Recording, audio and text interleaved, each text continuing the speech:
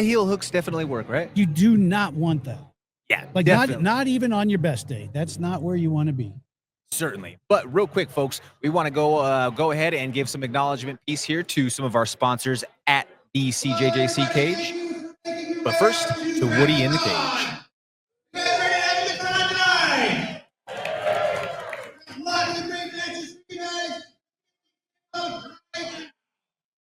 Please welcome to the cage, Michael Easto. And making his way to the cage for the first match of the day, we have Michael Maisto representing Catalyst Jiu-Jitsu out of Northern Colorado. But again, circling back, we want to give some love to some of our sponsors here at the CJJC Cage today. We want to give a shout out to Valor Mines, the MMA plug on Mile High Sports, X Vapes, the North Blend, DCO MMA, comments from the Peanut Gallery, Zombie Sport, and Turo Mental Performance. You got in there twice. Yes, sir. I mean, if you're going to be a big dog, be the biggest. Got to try to do the best that we can, right? Grow the brand. Hell yeah. So MMA Plug, amazing show. Thank you so much. Congratulations, man. You've really, really honed your skills.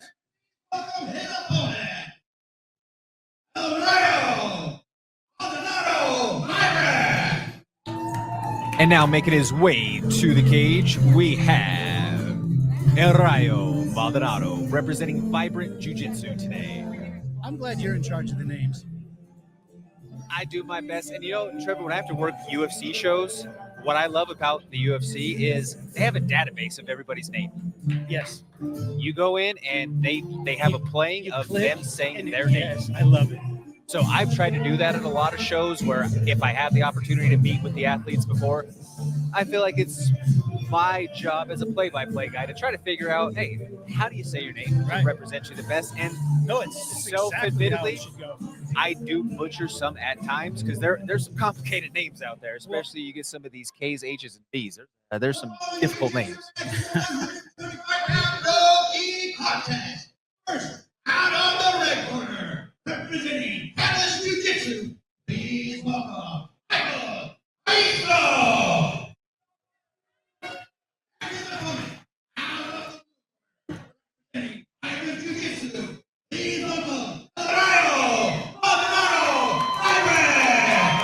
I'm jealous of both of you. I can't roll an R if I had a rolling pin in dough. Gotta love it. Impossible. So, Mr. Kurtz, do you want to give us a quick rundown of the rule set? Yeah, so as far as starting us off here, we have for these early prelim matches, white and blue belts are going to have 5-minute round as well as a possible overtime. There is a reciprocation effort for overtime, so potential 2 1-minute periods. If it goes to overtime, they're going to take the back. It's very similar to EBI style rules. Slams are allowed. I don't know if that was the entry he was trying to make, but it was dangerous. Quick right there. And heel hook finish right there. Outside heel hook for the Catalyst Jiu-Jitsu product in Michael Maisto. As we all know, Catalyst is known for their leg play. They're fast. They move.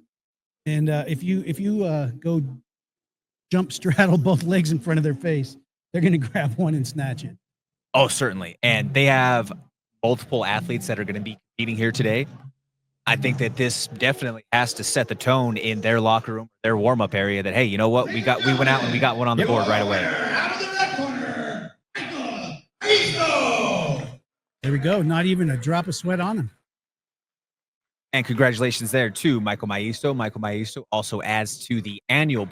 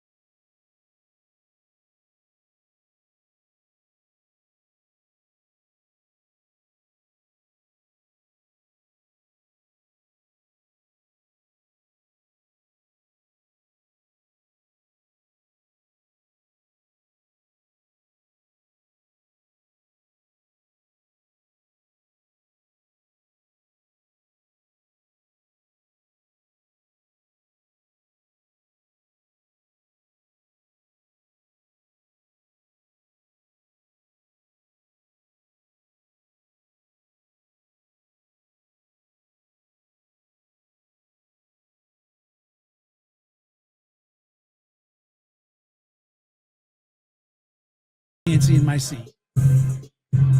I'm looking all around. I'm holding the conversation. I'm, everything. We're just chatting it up. Just a couple of grapple guys having a good time, Right now, we have a 145-pound no-gi matchup. And making their way to the cage right now, we have Samson Blondie Yang. But he's not a blonde. Not a blondie. I mean, one of those nicknames that maybe was earned at another point with some dyed hair. I don't know. We could call him Light Brownie.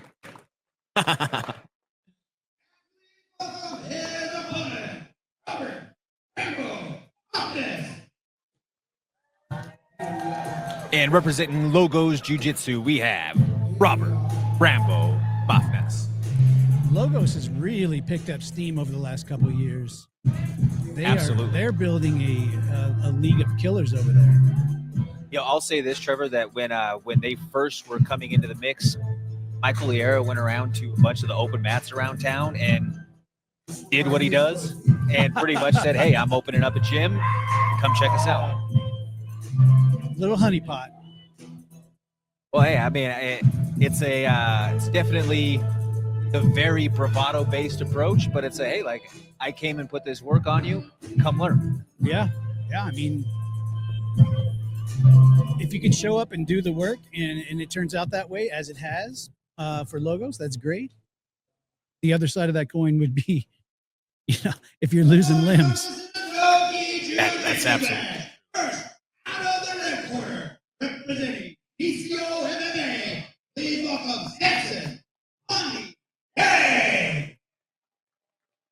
And his opponent, out of the blue corner, representing Logos Jiu-Jitsu, please welcome Robert Rambo Bafnes. Definitely feeling the moment right now. Got a lot of Rambo sauce. versus Blondie. Got it. Here we go. Oh, no messing around. Bull rush from Rambo. If you want to touch hands, we're going to continue that motion. Collar tie.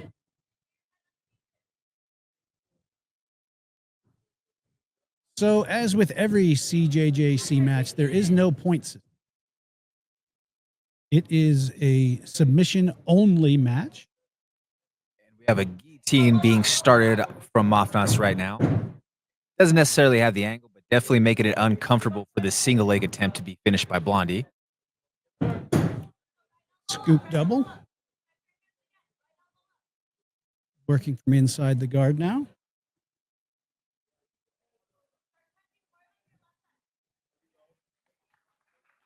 And he's able to escape danger from the neck there, sitting in the guard. Let's see what Blondie looks to try to do to pass. Triangle being thrown up right now by Mafnas. Making an adjustment, opposite hand, opposite shin.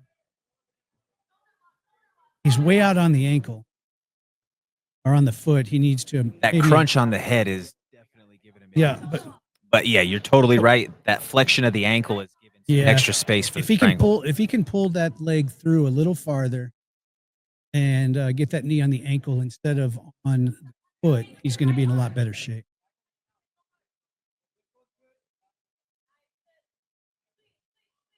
He might be out. Nope, he's still moving. A little awkward rollover. Gummerson will definitely be checking him. There's a tap. There we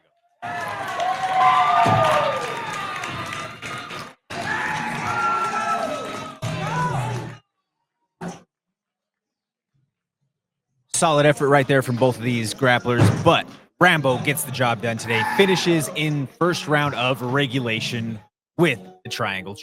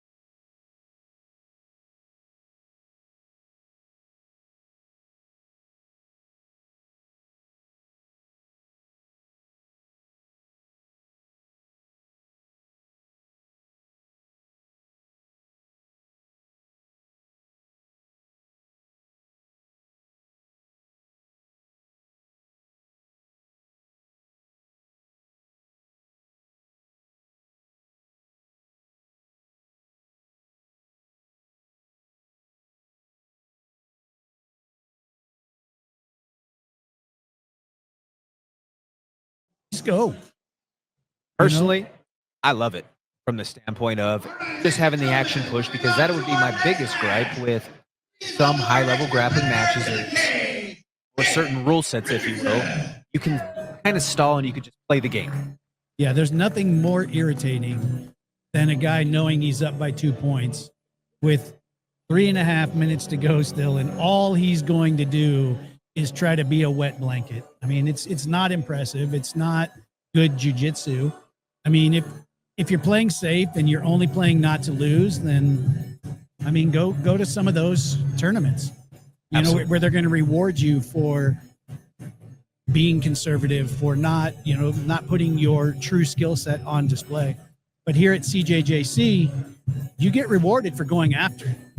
And I like that it kind of adds a bit of, that wrestling in it. My wrestling kind of speaks to that of you can't stall or you can't hold back in wrestling. You're going to get called for stalling.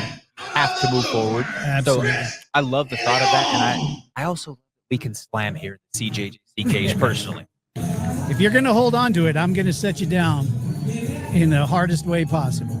And whether it's that or if it's just simply a takedown, unfortunately, I've seen way too many times of someone who has just a strong blast double at like a local jiu-jitsu tournament and they get disqualified. One of them being a kid who's from the Denver area who's making his UFC debut today, Luis Grim Gurley, his very first jiu-jitsu tournament that we did, a fight to win tournament a few years ago. Strong blast double. He was a collegiate wrestler. Gets disqualified very first match for them calling it a slam. He goes on and runs the table for the rest of the tournament, obviously. But, it was just some of those things were like, he didn't slam me. It was a very strong and powerful takedown. And with jiu-jitsu, I mean, if we're looking at combat jiu-jitsu, competitive jiu-jitsu, the things that you're doing are things that would translate to the real world. In the real world, if I have to blast double somebody, I'm not going to ask them how they would like to be set down. Absolutely. You're going to do what you're going to do. I mean, they both signed the waiver. They both decided to step into a cage. So, reward them for going after it. Give them their just desserts, as they would say. Absolutely. Right now in the cage, we have a 175-pound no-gi matchup between Jake Richardson of Easton Training Center and Chris, the Trench Kid De Leon of Genesis Training Academy. Both long-standing gyms in the Colorado area. Several UFC fighters out of both of those games. De Leon being cornered right now by two local MMA fighters who are both actually on this card as well today. We have Juan Rosales as well as the Super Jew Micah Haas.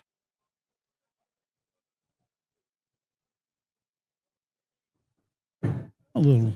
De Leon looking for a trip from the tie-up. So they're both working a collar tie as their entry. Both of them, though, staying very tall in that collar tie. If you're going to be there, you want to get yourself in a position to get to a leg or get to a body lock of some sort. And if you are going to be the pusher or the pushee, you got to make sure that you are putting yourself in a spot.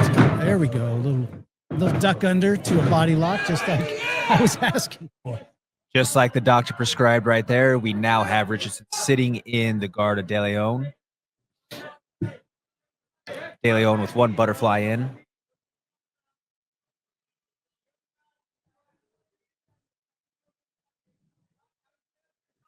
Working inside that guard, trying to get those feet on the hips and get himself a little bit of distance to work out of. Now double unders from the butterfly for De Leon. Oh. Head position from Richardson is still strong. Probably going to see a little elevator. Oh, no, going to come out of it. I thought we were going to see the rock and elevator coming. Looked like for a second Richardson was potentially trying to look to go body lock. Yeah. Guard recovered now by De Leon. And this is where jiu-jitsu in a cage changes things slightly. Now we've got him stuffed in what we call that dead spot.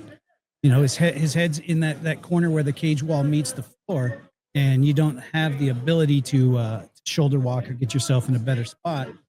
At this point, It's a twofold situation, right? Because if you know how to wall walk, you could then use the wall to get yourself back up. Right. But then again, it comes down to some of these grappling specialists don't have the familiarity yet of using the wall or using the cage, Right. if you will, to be able to get themselves back up.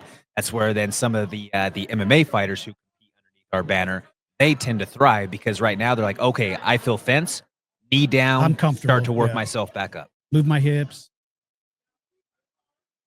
This body triangle right here from the bottom isn't really doing much for Dale. No, you'd like to see him come off to an angle, maybe underhook a knee, get himself in a better spot and start working there.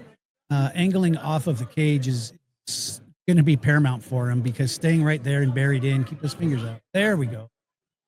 It's a little better. Good redirect by Richardson, put his face right back, or putting his head right back in the spot. Yeah. Strong head pressure from the guard too, really nullifying a lot of things unless De Leon starts to open up his guard and move the hips. But here's the problem with submission-only jiu-jitsu. You know, we're have both opponents kind of jockeying for position, and not one of them is ready to just go for broke and take that shot.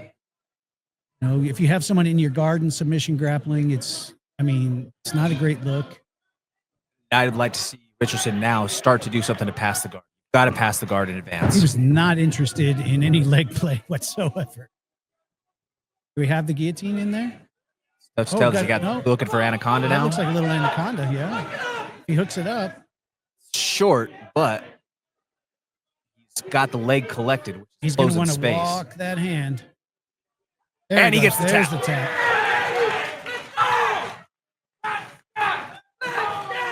Jake Richardson with the anaconda in regulation. And that restart, you know, when they return to their feet is exactly what you want to see from them. You know, on the ground, we weren't getting anywhere. We get a clean break. Winner by force out of the red corner, Jake Richardson.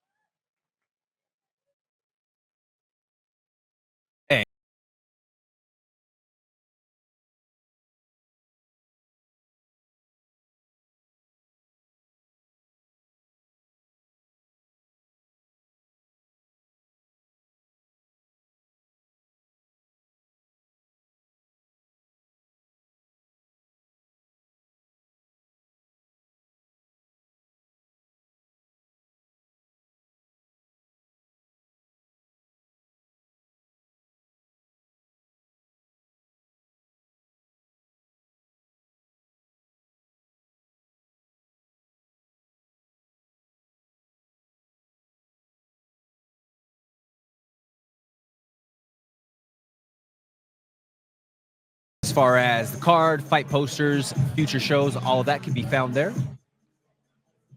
If you are interested in competing on a future card, make sure that you go to jujitsuclub.co and you can fill out an application to compete. Did I miss anything exciting? I just ran down some sponsors, talked about how future grapplers or aspiring athletes can get on a card if they want to at Perfect. jujitsuclub.co, filling out that application. Please welcome first to the cage.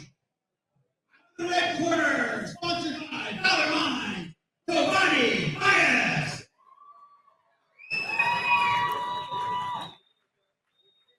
And now, making his way to the cage, we have Giovanni Baez. Baez makes his way to us by way of New Era Jiu-Jitsu. This is a New 160-pound no-gi matchup. This bout today is sponsored by Comments from the Peanut Gallery. Every time I get a chance to say it, I will thank Matt Sierra. Matt Sierra introduced me to jiu-jitsu almost 12 years ago.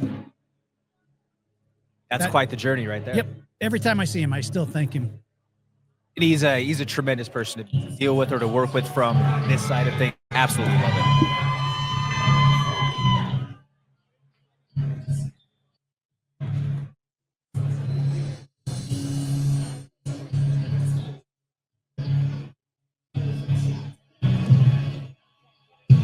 Hopefully we can not fall victim to the Eminem curse. Yeah, you know, I feel like it's only really it's one song that is especially cursed. It's "Lose Yourself." Yes, it is. And funny thing Anytime that you I hear an mentioned M beat, though, I'm like, oh. Yep. Oh, you're not wrong. This one tends to do fairly well, though. This, along with Mosh, tends to be, Yeah. Mosh had that story championship run with Tito back in the day, Yep. too. But Lose Yourself is statistically the most cursed song in MMA. If you really want to test your wares, So this walk is out actually to Lose Yourself. This is an actual stat that was done. So there's a YouTube channel out there, tremendous work that they do, MMA on Point, and they studied the most cursed songs of UFC walkouts. Yeah. More than 6 out of 10 guys who walked out to Lose Yourself 60% loss ratio. in their sample size that they took. That's pretty significant. Like, Yeah. I mean, to me, that's noteworthy. It was that and the Johnny Cash song. Hurt. Yeah, the Johnny Cash. Those were the two that Yeah. had the highest losing percentage. I was blessed with a local band writing me my very own walkout song, so I never had to worry about any statistics whatsoever. Nice. But it also did have a 100% win ratio. Gotta love it. Hey, man, I'll take it. I'll walk out to their song in my bathroom. It's gotta get you high for I'm sure. just saying. And now, making his way to the cage, we have Jeremiah Sperling. Sperling represents Portela BJJ. Sperling is a tall, lanky son of a gun. So based on the tattoo on the thigh, Representing New Era Jiu-Jitsu, please welcome Giovanni Bennett. I'd expect some wrestling. yeah, the USA wrestling tattoo on the thigh or shoulder usually gives away the style that's coming. CJJC,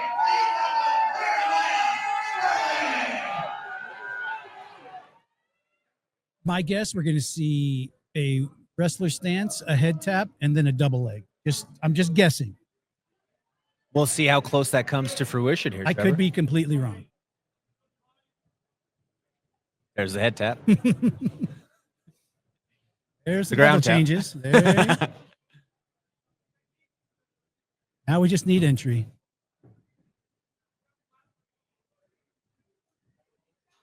Both very cerebral in their approach.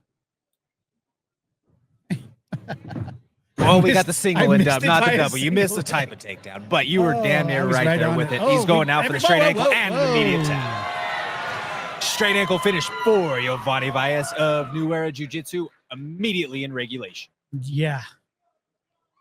Ooh, leg play has really, really changed the landscape of jiu-jitsu over the last, I'll say, 4 or 5 years, to the point now where if you do not play legs, you better be one hell of a control, a topside guy, or, be able to hold someone in your guard, because they get a hold of your legs anymore, you're done. Oh, absolutely. And it's devastating results if you don't catch it quick enough. Absolutely.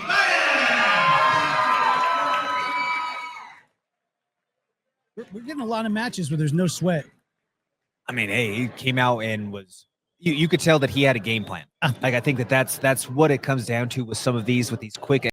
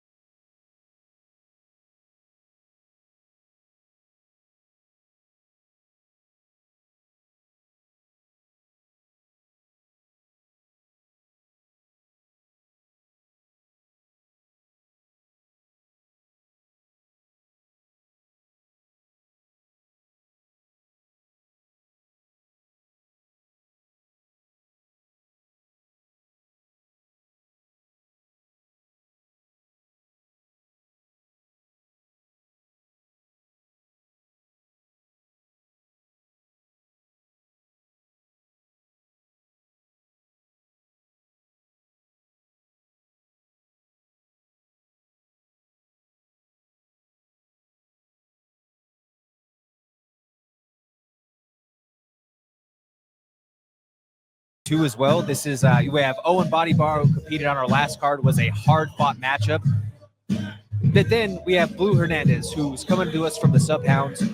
Blue is somebody who you can typically see alongside the mats at any of these local tournaments or in-house shows, shooting content and doing media. He's now throwing his name into the hat as a competitor Isn't today, that crazy? and I love to see it. Isn't that crazy? If you stand next to a mat long enough, you're going to find yourself on it. Gotta love it. Absolutely. It gotta bit love you.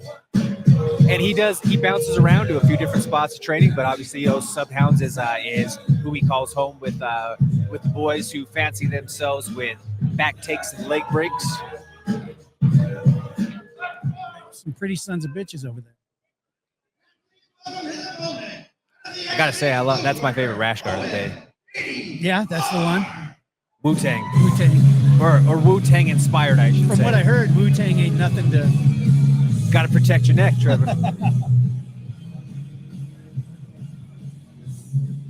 I love it. In the Sub Hounds, you know the recipe for them is always high volume, big movement. They do not wait for anything to happen. I don't know that I've ever seen a really defensive grappler out of the Sub Hounds. They attack. They're going to be moving forward. They're going to be doing what they do. Win, lose, or draw, they usually put on an exciting show. Certainly. And then we have Owen. Owen is one of many today from 10th Planet Denver getting after it. He's cornered today by Connor Hume. So as a 10th Planet grappler, we could probably expect some guard play out of him. Several different types of guard play, but maybe some rubber guard if he ends up on the bottom. Which this is a great stylistic matchup because Sub Hounds are going to be attempting submissions from the top. Trevor, this is kind of throwing me off because we almost have the rash guard from Owen. It's a short sleeve one, but it almost looks like a Notorious B.I.G. Coogee sweater. It is. It like we have Wu-Tang and Notorious B.I.G. right now. I do like the stripes. For a guy like me, they'd be slimming. Here we go. Jiu-Jitsu's always had its bit of flair and colorful aspects to it, but I really think a guy who has driven a lot of the innovation for the market when it comes to trunks, rash guards, all of that over the last few years, you got to give credit to Craig Jones. Oh, yeah. Yeah. And I love it. I mean, get that personality out there. Jiu-Jitsu for so long was very bottled up, very conservative. You wear a white or blue gi, you do this, you do that. And, you know, no one really got to show who they were and really have that personalized look. And now, I mean, anything goes. We've got both guys in leopard print shorts. And, I mean, it just it couldn't be better, in my opinion. I love it. See? Flying triangle attempt there from got a straight ankle grab straight right ankle there. attempt from Blue Hernandez. Let go of that pretty.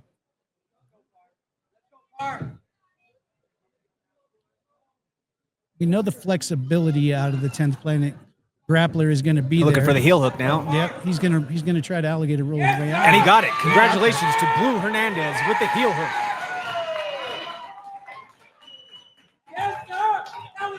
And just as we assumed, the aggression would be there. And he's hyped. He's feeling it. Laying it up for the Instagram Live. Your winner, Blue Hernandez. I know that's more than just a victory here in the cage for Blue. I know that he's had to overcome a myriad of injuries over the last year to finally be able to put himself in this position.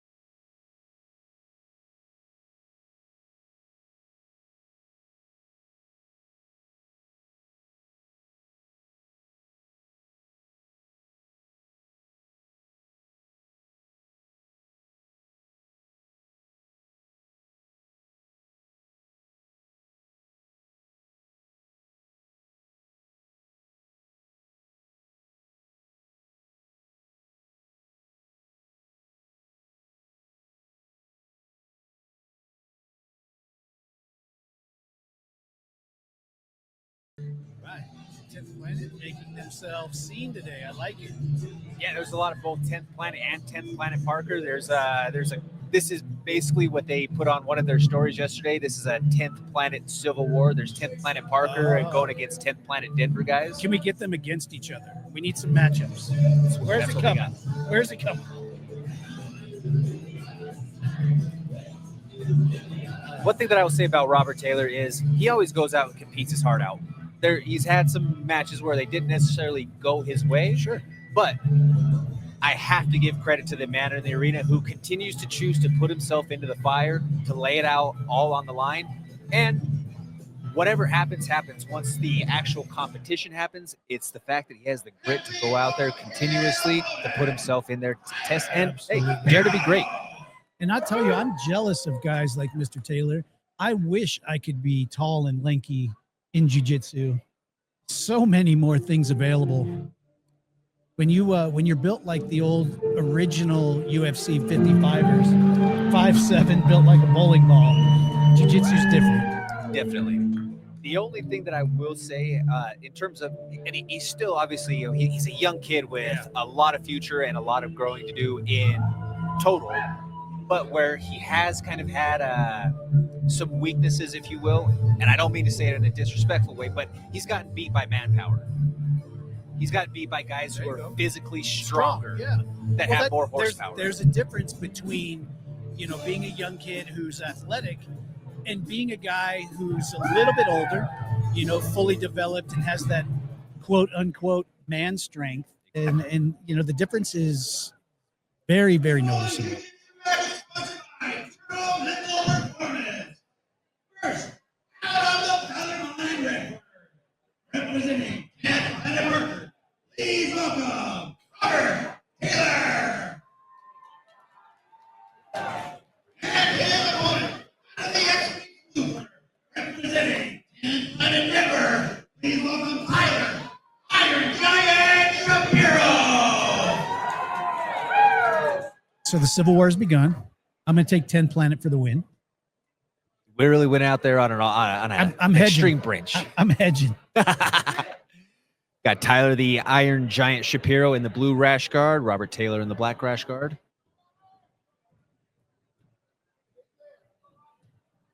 Tempted double, but Taylor's going to grab that guillotine, slide right off the top, and he's going to end up on the bottom looking for some rubber guard.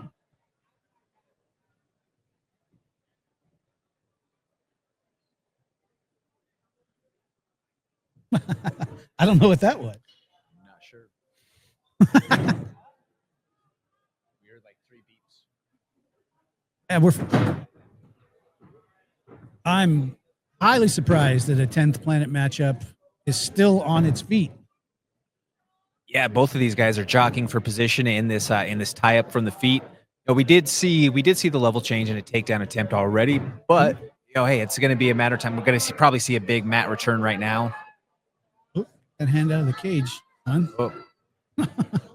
Hey, can't blame him. No. Now the back take off of the transition there for the Iron Giant. So athletic and so flexible.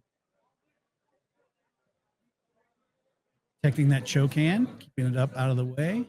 Good defense so far for Mr. Taylor. Oh, that's what Got to start to fight do. the top hand immediately, though. Did not want to let go of that second hand, but unfortunately, he had to defend himself. He's got some space in the process. Yeah. Oh, but we're about to lock in that choke. It's on the bicep now. Tough position going down to a little the bit mat. across the jaw. Now. This is going to hurt. Oh, he's popping under the chin now. Popping under the chin. If we get a slight adjustment, this one's probably going to be over. And Robert's doing a good job of trying to fight that top hand, but man, when it's buried that far back, it's tough. And he did scrape it. He scraped it. He's not out of danger yet. Oh, there we go. And he's able to sweep the position, ends up on top. Got his arms inside there. You need to be a little bit careful. Belly. Looking knee on belly, passing over into sliding to mount, maybe. About 3/4 right now with that windshield still across. There now takes the full mount. Way high on the mount. Must be very comfortable playing a high mount like that. always been jealous of guys that could. And that's the risk right there, is you have someone Yeah. can scoot right out the back and look to take a leg, but able to defend immediately in the process. Ends up back on top, establishing knee on belly position.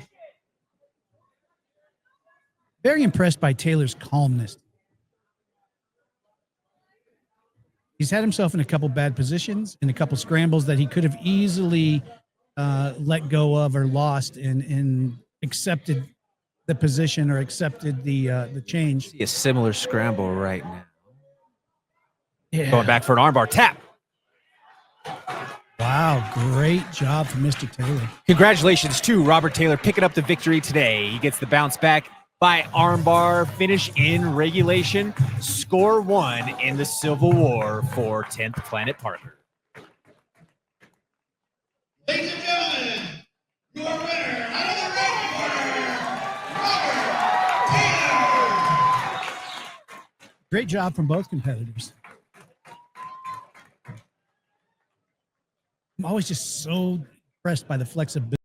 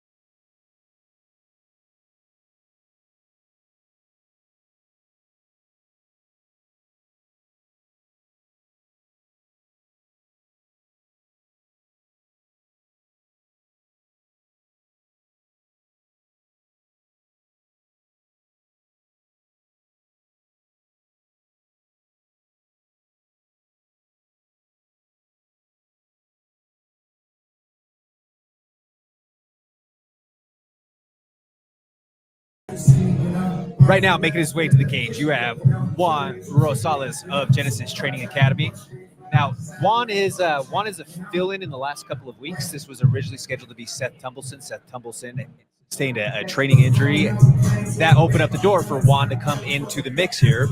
Juan is an MMA veteran in the local area, just fought recently on a show. Now, I love that he's getting right back into the mix of things and competing, because if you will, yeah, that fight, unfortunately for Juan, it didn't go his direction. He's 1-1 in that series with Alex Rigo, but him getting right back into the mix, say, hey, you know what? I want to shake that off. I want to go in, and you know what? Well, fell in the grappling department. Well, let's go compete in grappling, and let's get better at this department specifically. I love that ownership of your journey. One of the best things you can do as a combat sports athlete is if you're not damaged, if you're not hurt, and you come off a loss, find something to climb back into and get your head back. Absolutely.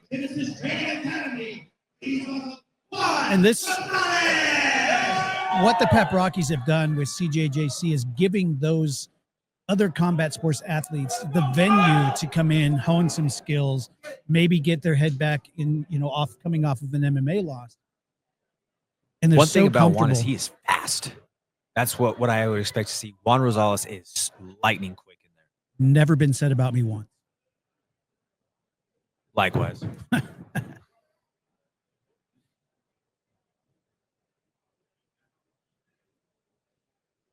Jockeying for position right here from the center. Couple of head touches, head ties.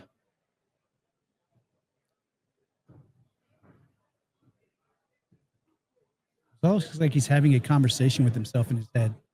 Every time he steps in, steps out, it looks like he's like, okay, got another little piece of the puzzle.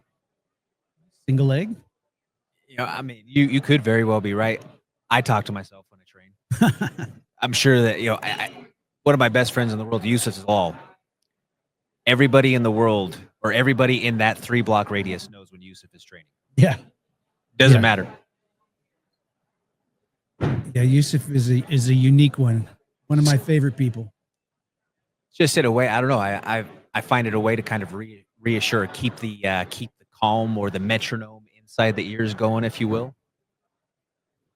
I talk to myself when I eat breakfast, so I'm good with it the whole way. Right back to the single leg.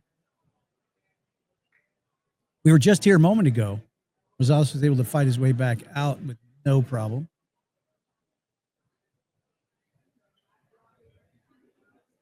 Very comfortable with his back against the cage. Adjustment to try to get to the back with that body lock from Roy Ball.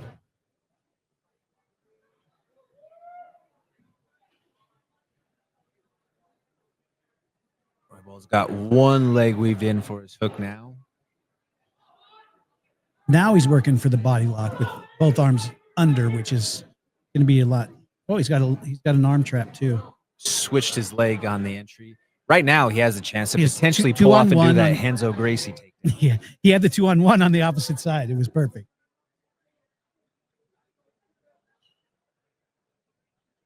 And so comfortable in the defense. And they make their way down to the canvas. Body lock or body triangle is not in place for Roy Ball, but you could see that that's certainly what his goal is. Sure, he wants to slide it over there.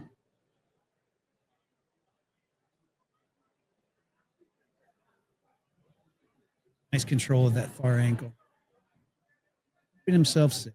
Great spot to be in. I mean, if you're in danger, I guess. Seatbelt. See, but now that body triangle is in, but it's down now, so it is taking some pressure off of the core from Juan Rosales. Yeah, he wants to, if he can, he wants to pressure that. Change sides. There we go. Switch, there we are. That's where he wants to be. Now he can start.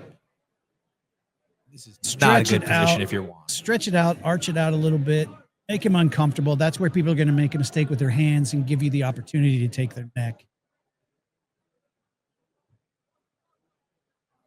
Like the lockdown. Off the body triangle. There we go. I bet we're going to see a jump back slam. Oh, no. I thought for sure we were going to see it. High risk, high reward. Yeah. It either slams the choke in real tight or you look like a hero. We're going to need to see something. We can't sit there in that body triangle. Just zapping his energy. There's a lot of micro hand fighting and little battles that are going on right now. We lose the body triangle there. Big mat return dump though. Nice dump. Roy Ball looking to reestablish his hooks. And right back to standing.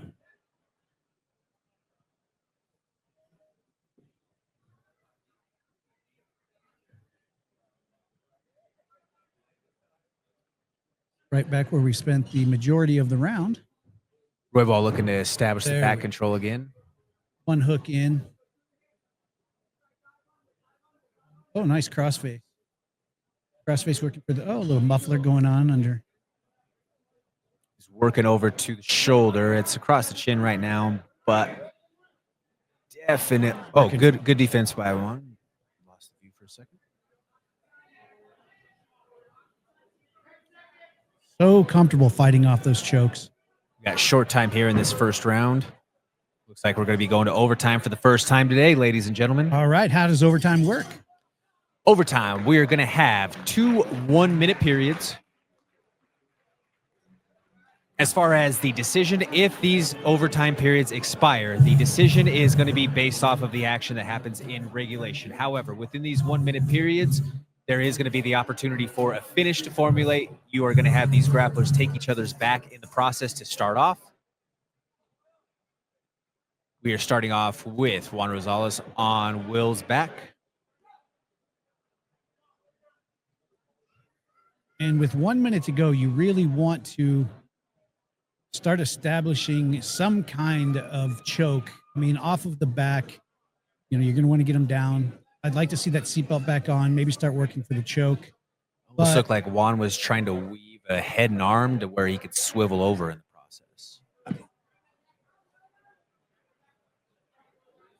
So if you get the submission in the first overtime round, your opponent still gets the opportunity. They just have to finish you in less time than you finished them.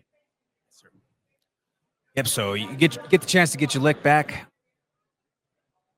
Juan right now is doing a good job of having that top pin, but we're probably approaching about 15-ish seconds left on the round. We don't have a timer right here in front of us.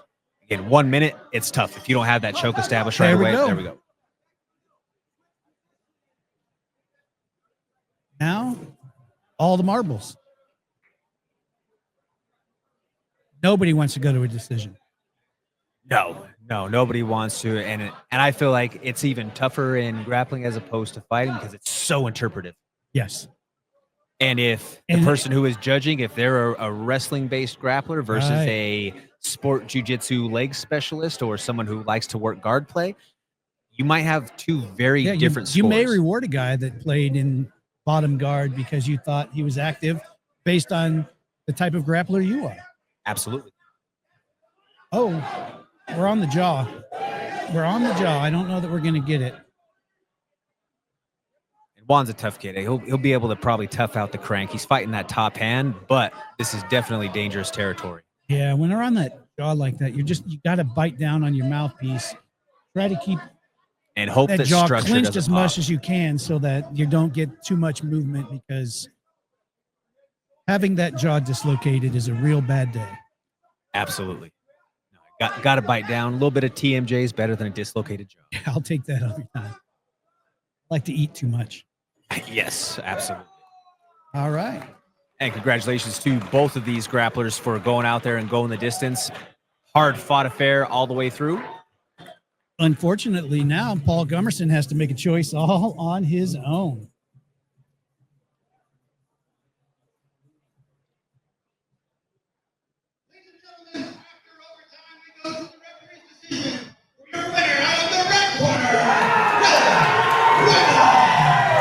And congratulations to Will Roybal going out there and picking up the victory by decision today for Catalyst Jiu-Jitsu.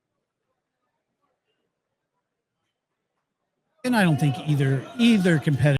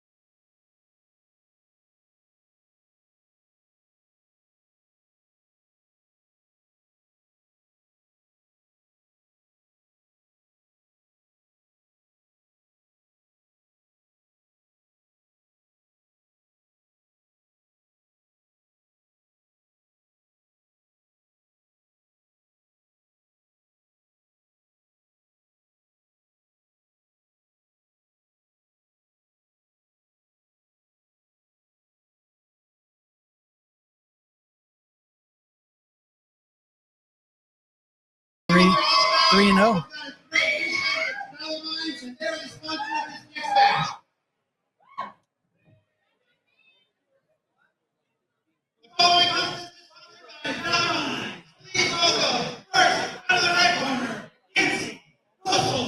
Here we go, our first venture down the aisle with the ladies.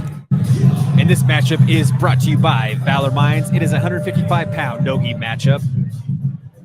Making her way to the cage right now, you have Kenzie Cassell out of Catalyst Jiu-Jitsu. This was my grappler coming into the card that I said that, hey, if there is someone who, you know, obviously we have our main card with your marquee names, your notable big promotion vets. This is who I said you have to keep your eyes on today. Oh, yeah. She is fresh off of a victory in the MMA cage. She has taken on tough test after tough test in the grappling department. She's competed against UFC vets here in our CJJC cage. And unshook. And is just growing by the day in terms of ability and confidence.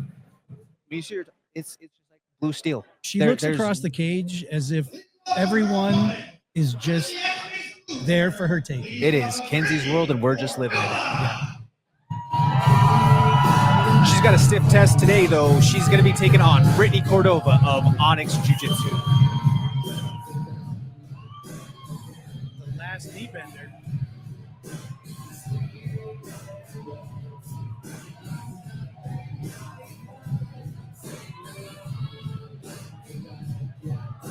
Onyx has really, really begun to make a name for themselves as well. Absolutely. Great gym, great facility. Man, I can't say enough about it. Yeah, I think Isaiah's done an incredible job of building up a crop of talent out there. Sure. And Isaiah's out there putting it on the line. I've the last two, he's fought 2 Muay Thai fights probably in the last 3 months. Right. Which is completely out of character for a jiu-jitsu, especially a black belt from a school.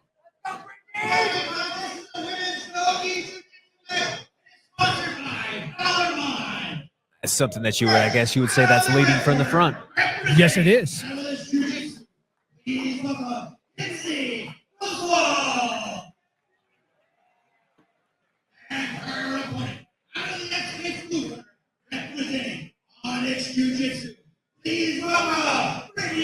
Cordova. There we go. Yeah, you don't see many professors still out there putting it on the line, especially in sports other than jiu-jitsu.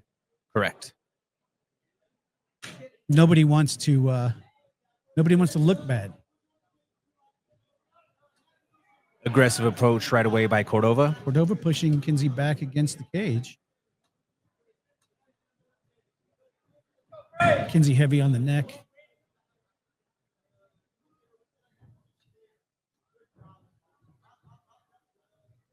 A lot of forward pressure from Cordova. A little chatter look like. Yeah. Something I used to love was people who had a lot of forward pressure on their feet usually allowed me to change levels and get a match to the ground where I'm comfortable. Now Kenzie's got that single leg, but Cordova with that stiff arm saying no. Cordova's scrappy. I like it. Oh, yeah. Looks like she's in there talking a little smack in the process. If this is a round robin with me and them, I think I'm 0-2.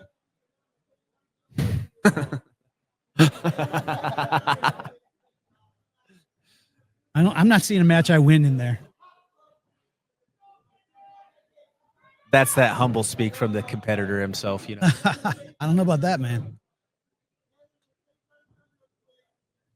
Both of these girls have ice in their veins. Oh, there we go. Oh, little lat drop action by Kenzie that. Cassell.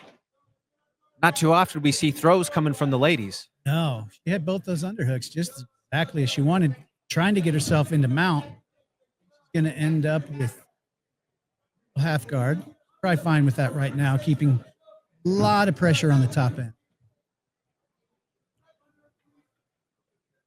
She's going to pop that knee up. Yep. Saw that. Trevor Paul-Hamas asking for Kenzie to walk Cordova's arm up. if she spider walks that arm up, she can switch the head to the other side and work an arm triangle from there. And she's got the arm under the neck. Great spot for it. There we go. You see her spider walk that hand just as we were thinking. Keep it going. Cordova tough, though. Holmes asking for the muffler. Keep covering your mouth while you're working. And she's got it on her. She has definitely got it on her. And that gift wrap, that's definitely, I mean, that's keeping Cordova from being able to have a whole ton of explosive action from this bottom position right now. Quick little switch of the wrist also gives you a key lock right there. Yes, unless you've been in a position where someone has had that gift lock on you, a gift wrap on you from that top, it looks like you could just move. But guess what? Yeah, kid. It's not happening. It's just like when you have the guy sitting there with Cheeto dust on his fingers and cookie crumbs on his chest saying, just get up. It's not that easy. That's me. She can potentially finish this Americana from behind the head too. Sure. It's just going to take a modification of the leverage on that elbow of Cordova. But she can loop around the head with that bottom hand. Absolutely. It's a real quick motion. If she gets locked in. Now she's there for the head and arm, though. Yeah. The one thing that I would say that would make it a little bit more difficult, though, Trevor, there's the tap. Congratulations to Kenzie Cassell picking up that head and arm triangle in the first round. Hard-fought victory. Both of these ladies scrapped in this matchup. I thought for sure she was going to have to get out to the outside and run that clock on that arm triangle, but she knows. What I was going to offer too that is with scraping that arm over for the Americana, what you run into the issue potentially with these ladies is the hair. The hair and the ponytail could potentially hold you up from being able to scrape it along. Maybe some ladies. Either one of these would have taken the ponytail with them. Probably ripped it all in the process. Fair enough. We were not dealing with delicate flowers. Those girls are straight gangsters. And as mentioned, that was a matchup that I had circled on the bout sheet. That was one that you absolutely had to keep your eyes on. I think that Kenzie Cassell is a star in the making. I think that everything that she is doing right now just shows that there is such a bright future and the sky is the limit for this young lady. She shows up every time ready to go, unfazed by who they put in front of her. You know, MMA, jiu-jitsu, it does not matter to her. She's ready. I mean, mentally, she is as prepared, if not more prepared, than anybody we've seen out of a local circuit in a long time. Gotta love to see it right there. That bout was brought to you by Valor Mines. What have you folks thought about the card so far? Chime in with us on social media. Let us know what you think. Hit us up at the CJJC Cage on Instagram. Who also happen to be here today. They've got a booth right over here. Come pay them a visit. Not gonna lie, that's actually my favorite brand of parts. Go stop by and see what they got. They got lots of different flavors to hook you up. All right, ladies and gentlemen, this next jiu-jitsu match is sponsored by X-Space. Please welcome first, out of the Valor Mines Red, Trevor Thompson.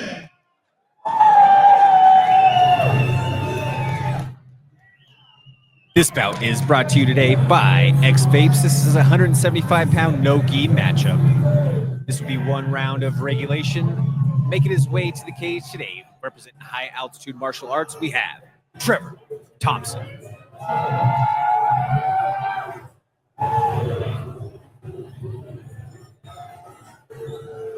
Trevor Thompson, first guy of the day for high altitude, one of the other highly accredited martial arts academies in the Denver area. It is amazing not only how many high-level competitors come out of Colorado, but actually like entire gyms where their roster from top to bottom are guys that you just do not want to be on the wrong side of. It's became such a hub of talent collectively for combat sports here in the Denver area that even if you rewind the clock back 10 years ago, it wasn't the concentration of schools and town. It was still a hotbed, but it's not what it is today. And it's kind of ebbed and flowed a little bit. I mean, we can go back a little ways to where, you know, we had guys like Rashad Evans was out here, Keith Jardine was out here, Shane Carwin, Brendan Schaub. I mean, we've had these just loads of monsters at different times, but there's always still a very high level. Right now, it's probably at the highest it's been in a very long time. And the volume. The volume, I guess, is more so. The high-level guys were there, especially that reign that Grudge had back then. Yes, top-tier guys.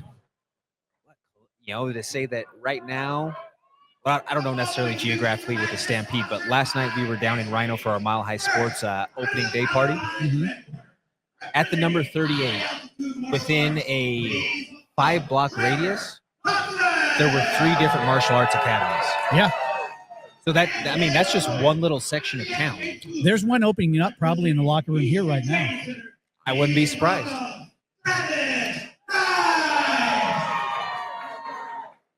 Travis Rice, once a Marine, always a Marine, coming out of Easton Training Center. Built like a Marine. He's a guy who just comes out here and he takes tough test after tough test. You know, and some of these, they haven't necessarily gone his way. But again, he's gone up against guys like Munson, who will be on the card later, who you see as a physical freak. Lorenzo Grigio, who looks like he's on that neck. Shaved chimpanzee. He's on that neck. If he gets that elbow down and starts pushing those hips, he's back out of that a little early. Not falling for the old head and arm toss. He's got a lot of season into his cast iron, so some of those quick tricks might not necessarily hit on a vet. Yeah, you're going to have to chain some things together.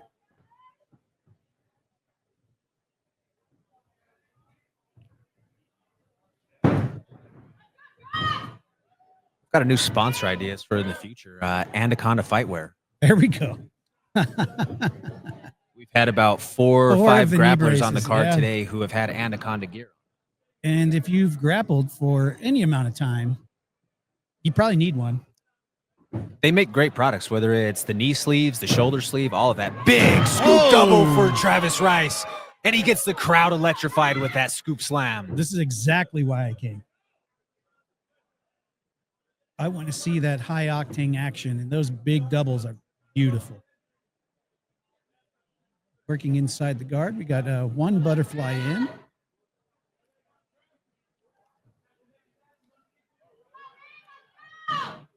Might start seeing body lock pass to this left side. Good stuff on the pass I thought he was attempt. past the knee. That was a great recovery. Great recovery. He was by almost Thompson. both legs past. Sure. Thompson has Oh, really there we long go. Triangle legs. setup. Nope. Triangle attempt immediately defended by Travis Rice. Activity from the bottom, though, is definitely scoring some points for Thompson. Those bottom side spinny inverted guys are always so much to deal with when you're trying to, work from the top, work, your setups for your chokes. All of a sudden you look over and there's Travis goes to take the back. There's a heel next to your eye and you don't know where it came from. Yeah. Like, how did you bend in this angle? Yeah. Where did this Is come there from? another guy here? There should not be this many legs. Rear naked attempt started here by Mr. Rice. He does not lack the muscle to squeeze. So it's across the jaw, and it's a bad face crank right now. We And can I see don't the think- color change from Thompson. Wow. Back position is still maintained, though, by Travis. He must have just felt like he didn't quite have it. Didn't want to burn the arms out. There's a double And a leg return. double leg. 1 for 1. Got his lick back. Yep. Now front headlock attempt coming from Thompson. Oh. He's going to have to come topside for that. I think we're going to see a double. Oh. He's on that guillotine. Nope. Shaking him off. You have two choices when you have that guillotine locked in and someone stands up. Because you know that the return is going to be hard. Triangle for Thompson in right now. It's a long triangle, though. There's a lot of room. There's space, but that arm is in danger right now, potentially for the arm bar. I think we're more in trouble with the nope. Nope. Now he's starting to correct the angle on that triangle. Nope. And he's free. Clean. That was very, very, very calm. Back and forth affair here between Trevor Thompson and Travis Rice. Thompson unfazed by just about anything you throw at him. Looked like Rice was starting to try to weave a darce, and it was stuffed by Trevor immediately. Yeah. Rice circles to the back, gets his hooks in. He was here just a little bit ago. Let's see if he can get a... Nope, he's going to have to slide over to... Looking to go for the armbar now. See how we're going to break that loose. A little bit of trouble because the cage is right there. Great defense from the bottom by Trevor. He's ultra aware of where the threat's coming from, and he's doing everything right to stop it. The problem is, though, you don't get points for defending. No, Rice is going to want to maybe put a heel in the crux of the arm to kick that second arm off, but we're not going to see that. And we have the expiration of regulation right there. Brings us to overtime.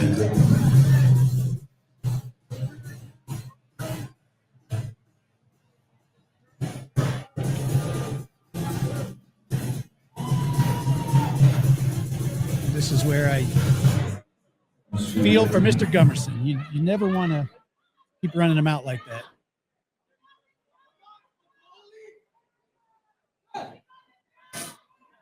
Here we go. We got the seatbelt on, working from a very familiar position for Rice, stepping over to guard now. Got to stay in control. He's got the arm triangle.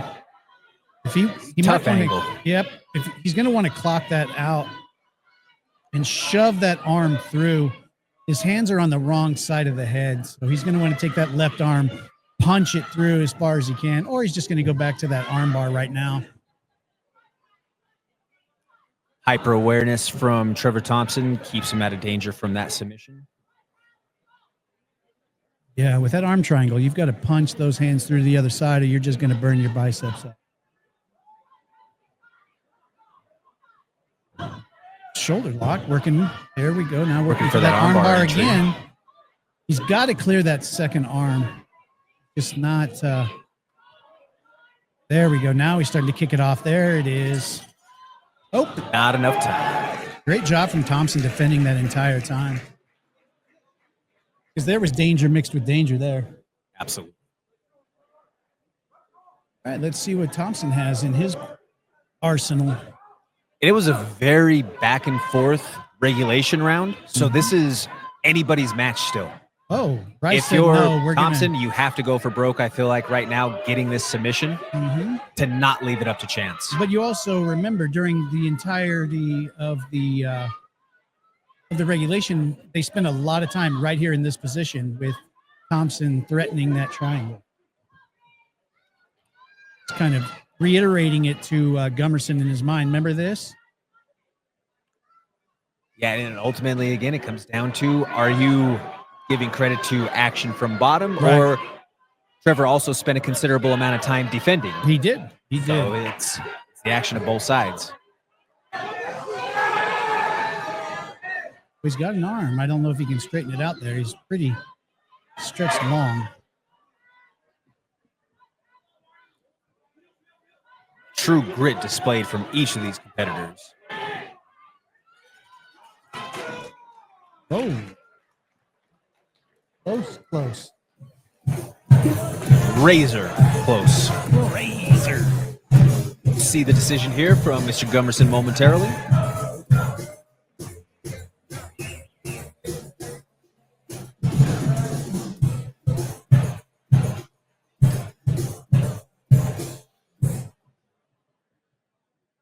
Ladies and gentlemen, after overtime, we go to the referee's decision. Your winner, out of the X-Men blue corner, Travis Rice. And congratulations to Travis Rice picking up that hard-fought decision victory today at CJJC 25 GrappleCon. That bout was brought to you today by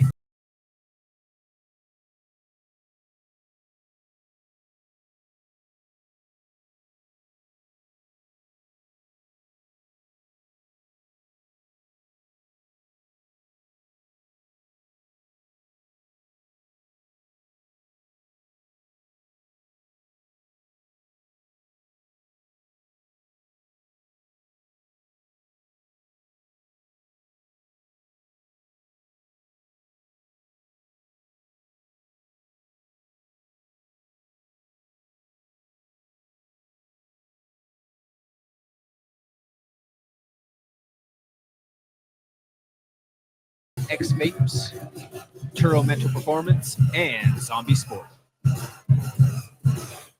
That's a lot of words. Word soup, baby. That's why they pair us together.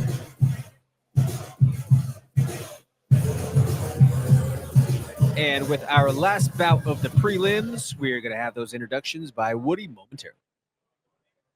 All right, ladies and gentlemen, this next match is sponsored once again by Power Lines. I want to remind you to go over here, go check them out.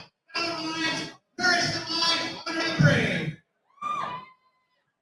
Please welcome first to the cage. Out of the red corner, please welcome Justin Scott. Making his way to the red corner in this 180-pound no-gi matchup, we have Justin Scott. Scott represents New Era Jiu-Jitsu. Another one of Professor Sierra's out here today. There we go. He definitely signed up to test himself today. Oh, certainly.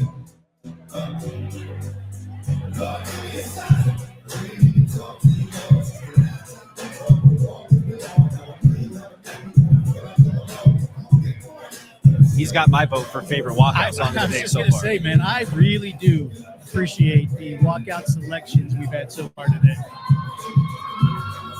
I love it. I love it. Give me the gi pants and no shirt. Please welcome his opponent out of the blue corner, Gary Hudson. And our DJ here, he does a great job too. Georgie Martinez, another veteran of the CJJC cage, as well as pro fighter in the area.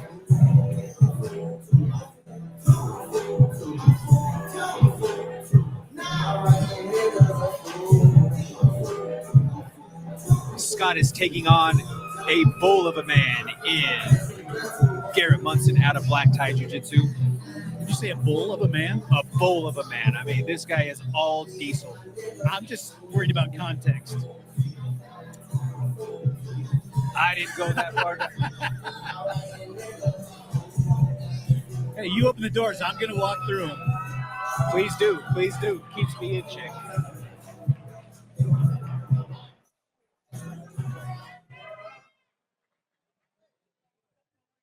This is a very strong human. I will correct myself, Trevor. It's a formal affair right here, Black Tie Jiu-Jitsu. Please welcome Justin. He was victorious in his last affair here for the CJJC cage, took on Travis Rice. Very nice. IDJJ. Please welcome Gary Hudson.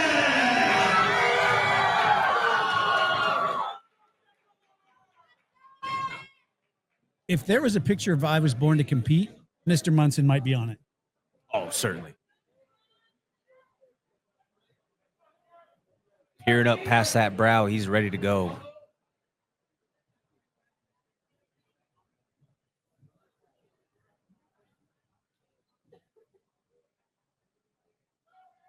Definitely seeing that that wrestler look in Mr. Munson. Yeah, it's only a matter of time, just like you said. There's going to be a level change, maybe a little duck under action, and we might also see some miles accrued today on Air Munson. Oh.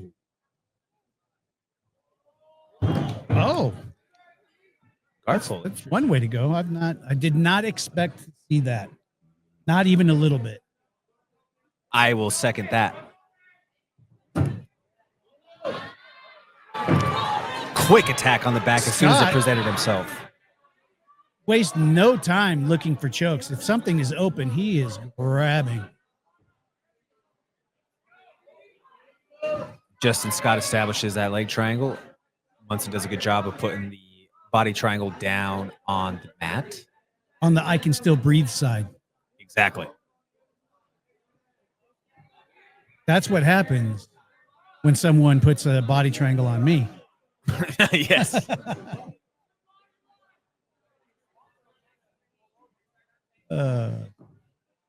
It's okay. Oh, there's the switch. We get another.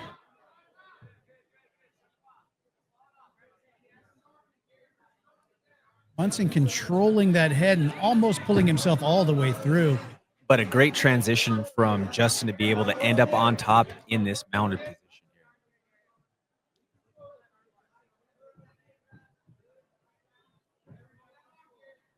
As expected from New Era, Justin Scott, very athletic, flexible, able to move in and out of positions well. That is a signature of Mr. Sierra.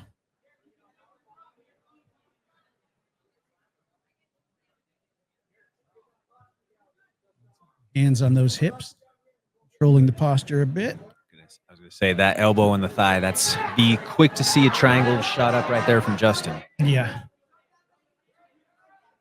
But Mr. Munson, I'm sure, is fine flirting with danger here and there.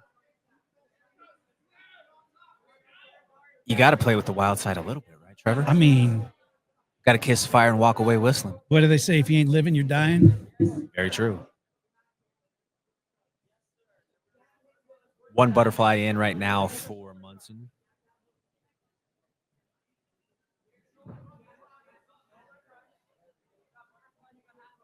Scott very comfortable there playing.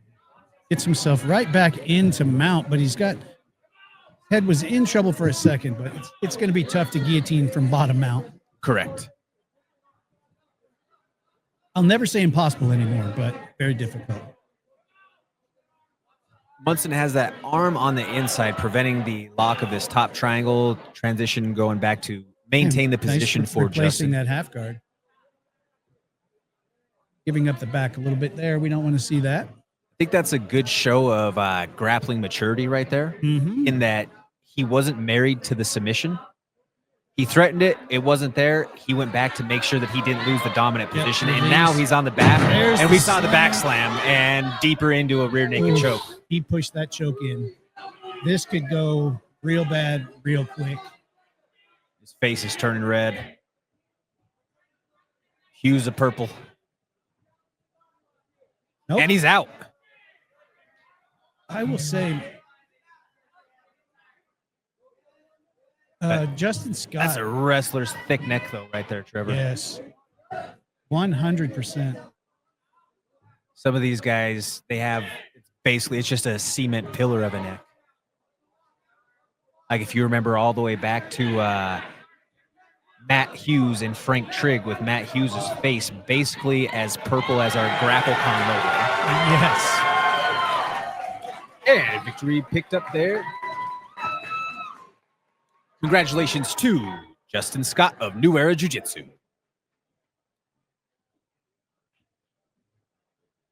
Ladies and gentlemen, referee has called a stop to this match. We're going to tap out for your winner, Justin Scott. And congratulations to Justin Scott picking up that victory in regulation here today, adding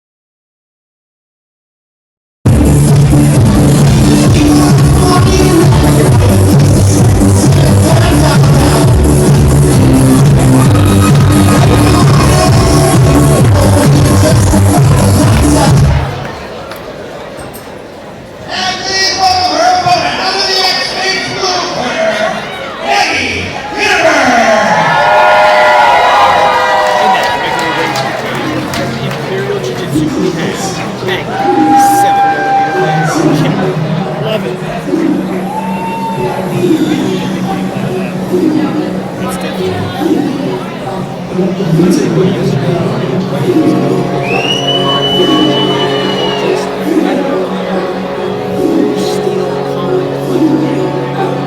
It's ready to go. It's game time.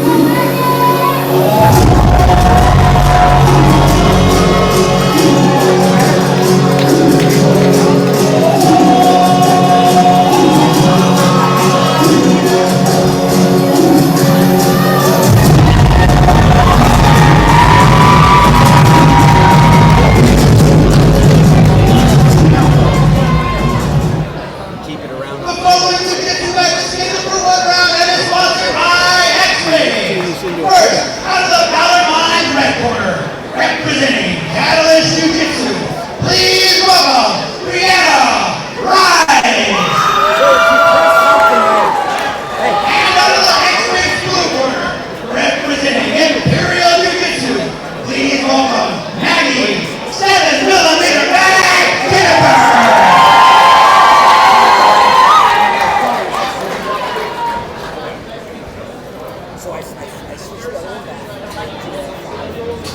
Underway with the first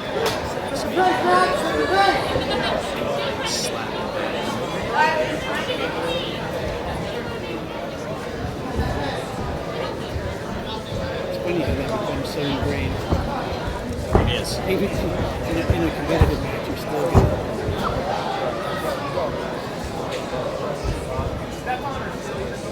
One of my jiu-jitsu coaches starts off our rounds and training advice and slap both, choose violence.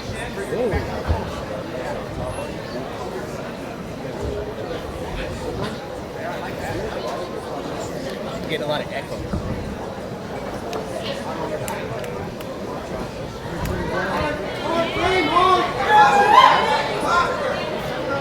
Now we have Kittenberg sitting.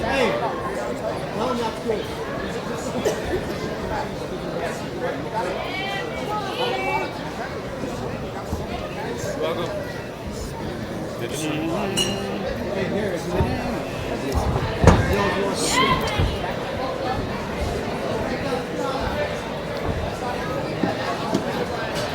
Rice very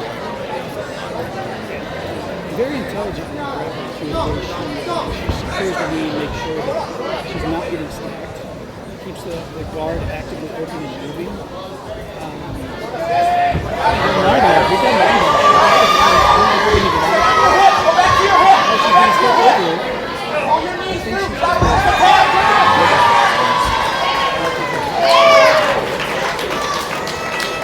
almost look like they'll keep it going for a second. Yeah.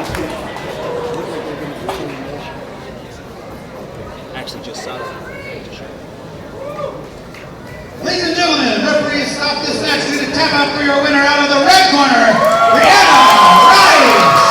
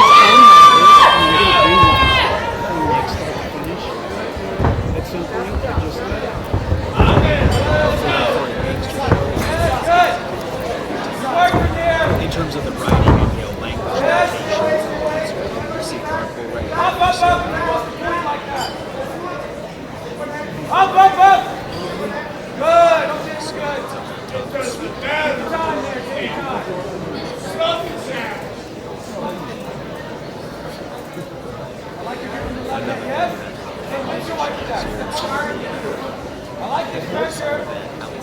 Good. I love the Yes, heavy, heavy. coaches moving in. Yes. So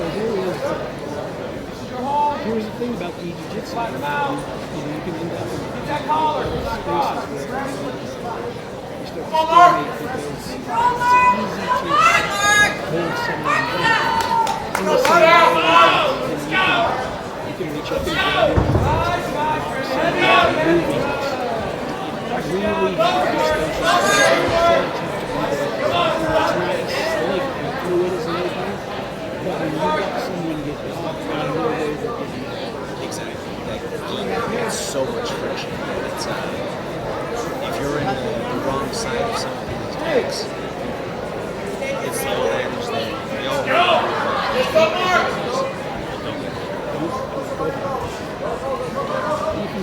Just the grip that adjusting his grip up there every chance he gets. And he's doing that across the ladder on the other side. I mean, it's not dangerous right now, but that grip always creates something that, you as a defensive level have to deal with. You don't want them to say, he's trying to get it back because you want it.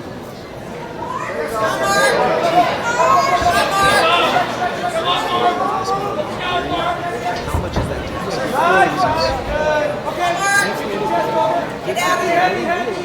Just holding Hey, I want that team. Let's go. Get across the stroke. Heavy. Make it feel it.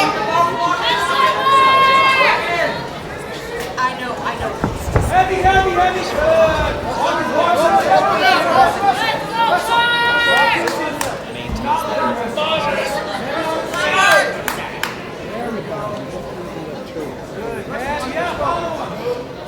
especially with some. Okay, set your grid. Set your grid. I want control first. His neck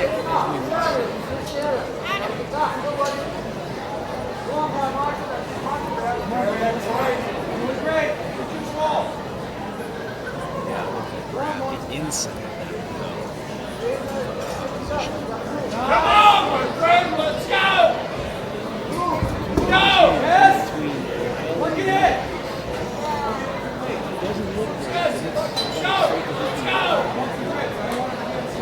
You're in the ultimate crap position if you're the mailman right here, and so you just have to be uneasy, so acute.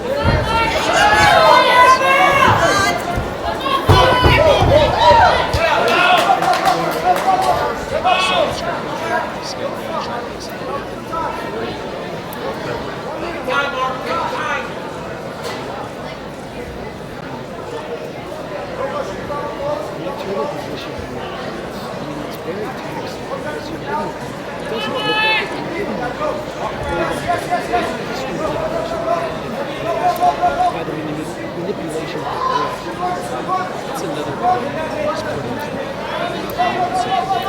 Yeah.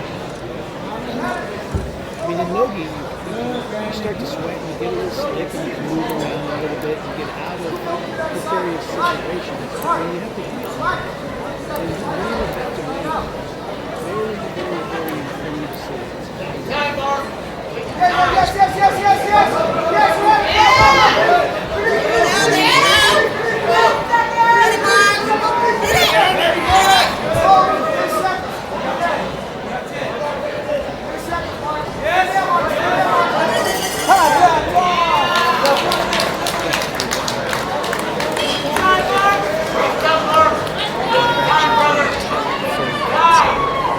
Go!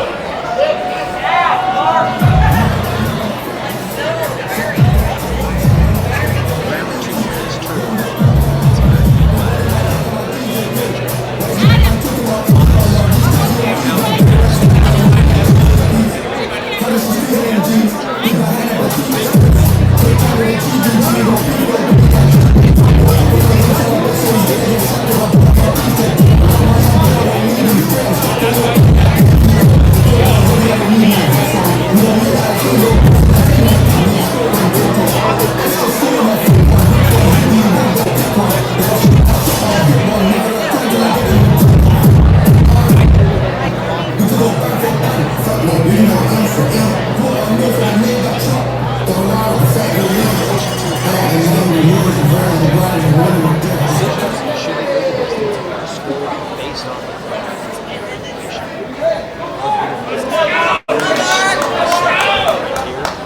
To present these guys, should it go to that point?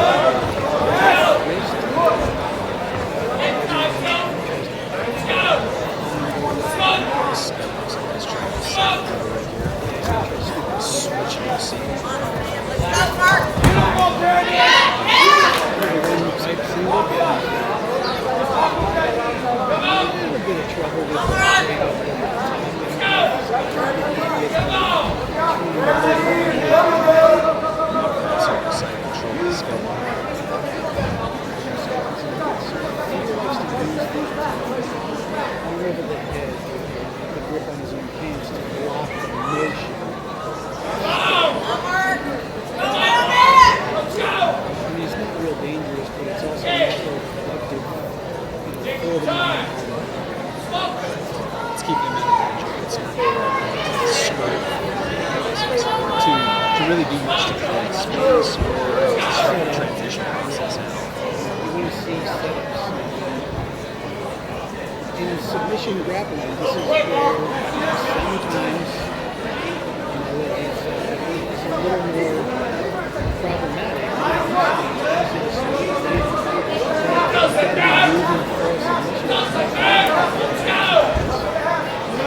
Anytime you're hold position, Skeleton's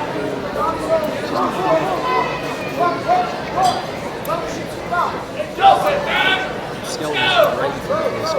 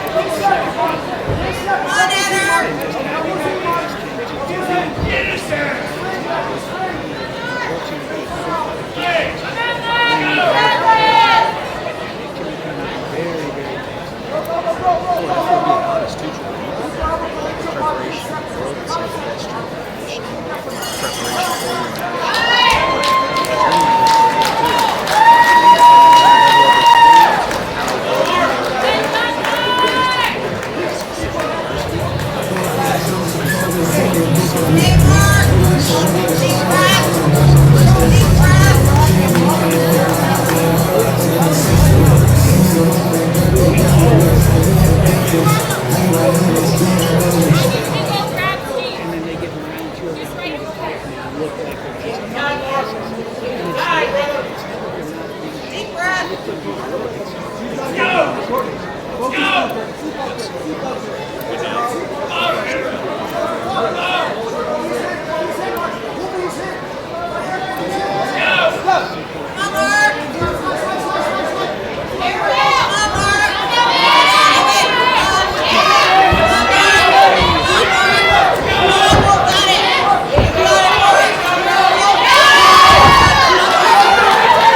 And he gets a submission.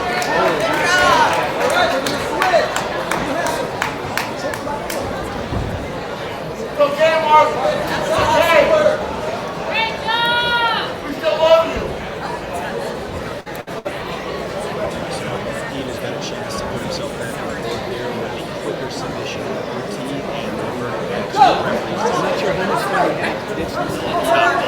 We're going to want to be real.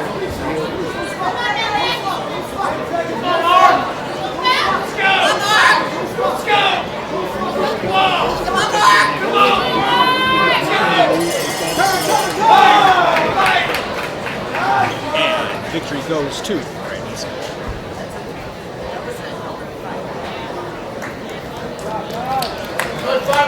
Congratulations to Brad Scott. Inside Jiu-Jitsu today, picking up that victory in our tournament performance, 185 pounds.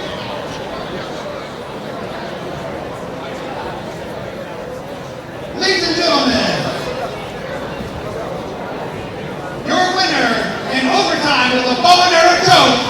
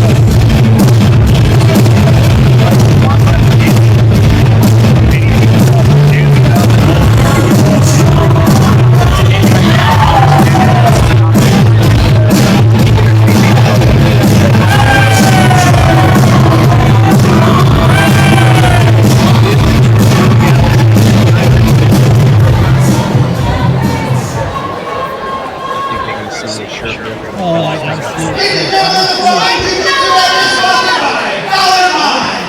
First, out of the Dollar Mine red corner, he represents high altitude martial arts. Please welcome Anthony Olvera. And his opponent, out of the MMA blue corner, representing the Toro Training Center. Please welcome Michael. Give it to me, yes. If you're not going to do the short rip, don't even think. Let's go, Marco! He's loose and feeling it right now. Every second the show me, every fight is Michael Haas had the pleasure of interviewing Michael 10 times, and he just basically, for him, it's, he calls it player unit. He is a reality show waiting to happen. Could you imagine him on Tuesday at 7? It's probably this. Against Christian Timothy, it's going to be potentially taking all for the show fall. 6-0 in the cage. Just does not feel any pressure whatsoever. He is just Body lock takes down out there. Haas lands in Olvera's guard. Do you feel like Oliveira?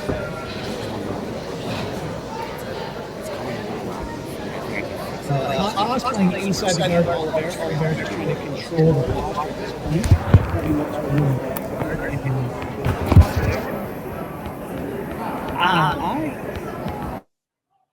I don't even know.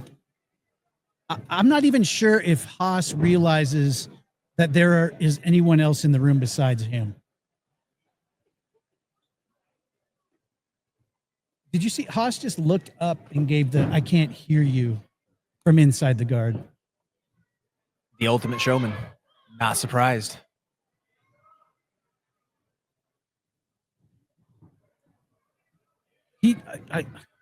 I want to live with him. Big trip right there from Michael Haas. Pass attempt. I may just offer him a room in my house just so I can watch the show. Oh.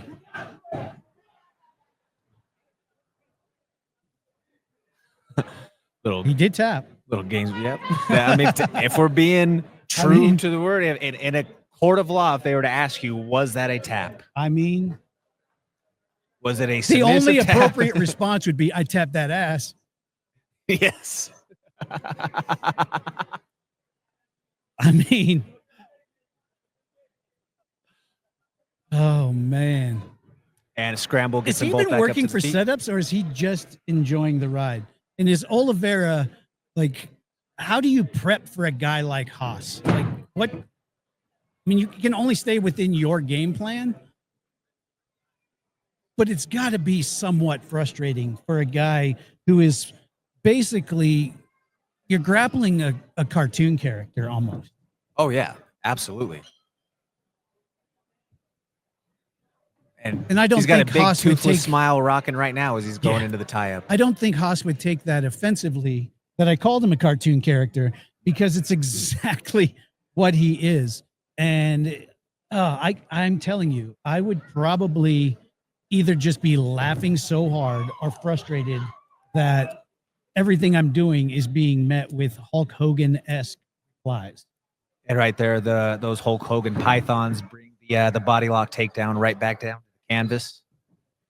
Mike is a personal trainer in his day job, but Oliveira throws up a triangle right now. He's a little straight on for the triangle. Going to have to make the adjustment to start to try to get an angle here. See what adjustments he can make. He's going to want to pull that arm. He's going to want to pull that arm across to the other side, or else there's going to be no danger whatsoever.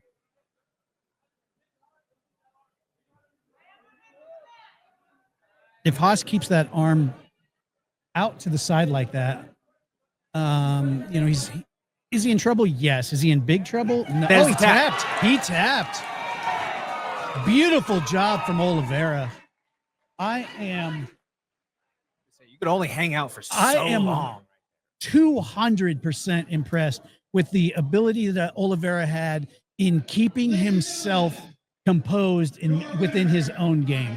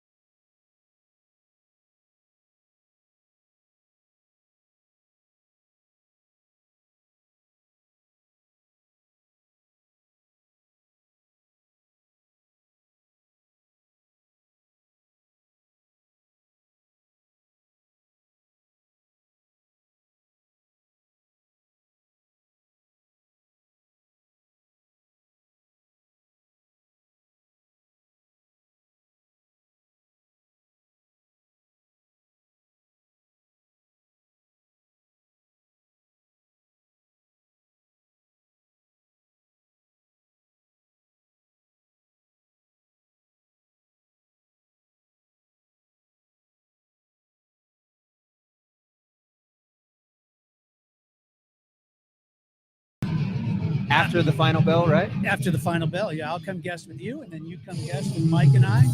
I'd love to sometimes. We'll have some fun. Right now, this is a matchup this is round 2 of 10th Planet Civil War getting into effect. We have Michael Eager of 10th Planet Parker. He's going to be taking on Adam Davila of 10th Planet Longmont. So we're currently up. 10th 10 Planet Planet Parker's has up with one victory. Oh, wow. I told you. You were not kidding. Here's what it is. He looks at you through his eyebrows. Those blue eyes are just like piercing. They just stare right through your soul. It's that head down look through the eyebrows. Anytime you see that in your life, you should just leave the situation, because no matter what size they are, they're willing to eat your tongue. Oh, yeah, absolutely. And he is a leg-locking menace. I'm afraid to even look at him. This is actually this is a send-off for Michael Eager. He's moving to Thailand this week. So this is kind of a goodbye party for the grappling community and a send-off for him here. Going to train in Thailand? That I don't know. I just know that he's moving to Thailand. That's all the information I was given. Being a grappling guy, Thailand might not be It's not the grappling mecca. It's not where I would have envisioned. No, Here on that side. Although there are a couple of fighters from the local area who just went out to Thailand for their turn. We have Jason Scott in the house right now, who he just won his fight for MCF, but was fresh off of a tour over in Thailand, and a multiple-time veteran of us here at CJJC.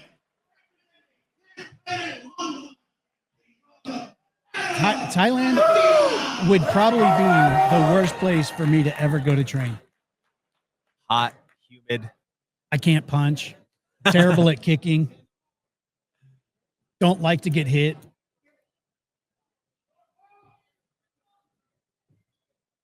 Eager in the black, Davila in the white and blue.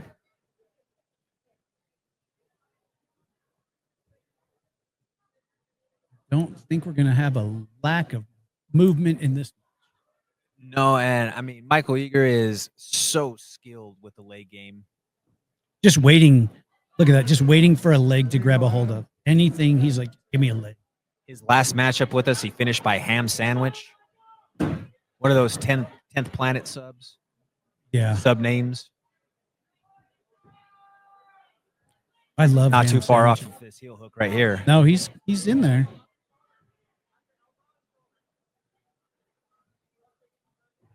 Nico Radic in his corner. Davila Smart cleared that knee above the ass line.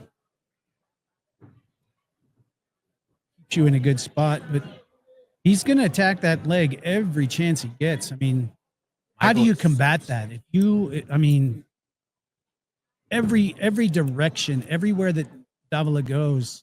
I'll tell you how I correct that. Yeah. Hammer fist. That's what I'm saying. If I'm grappling you, Jiu-jitsu, I want no part of I jiu-jitsu need- with these leg locking wizards. Like, no, I get strikes, you don't. If you can attack my legs, I get to punch you. yes. That's the trade. And that's the only way it works.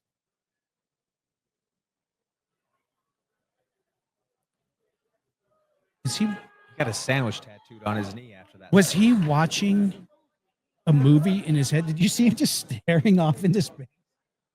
He was just like, how you doing? Enjoying. Oh, did he get a new tattoo after the ham sandwich?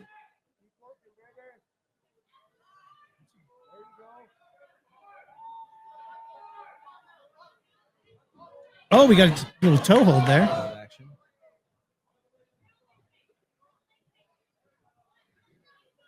I don't even. It's An exchange of the leg. Yeah. From both of these guys. I mean, here's mine. Give me yours. Let's see who can get something going. No real danger with the legs that far down. such high stakes chess match going on right now with just Eager wild consequences. Eager in top position, but with grapplers we know from that 10th planet system, being on top or bottom really does not matter to them. They're okay wherever they're at. I'm just surprised they're not both inverted. Right. Absolutely. Yeah, and I think that, you know, if you're on Adam's side, you know what Michael's game is. Yeah. You just have to Just keep your feet away with everything you have.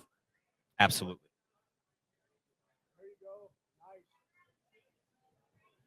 I would probably be longer than I've ever been. Just try to keep my feet on a different side.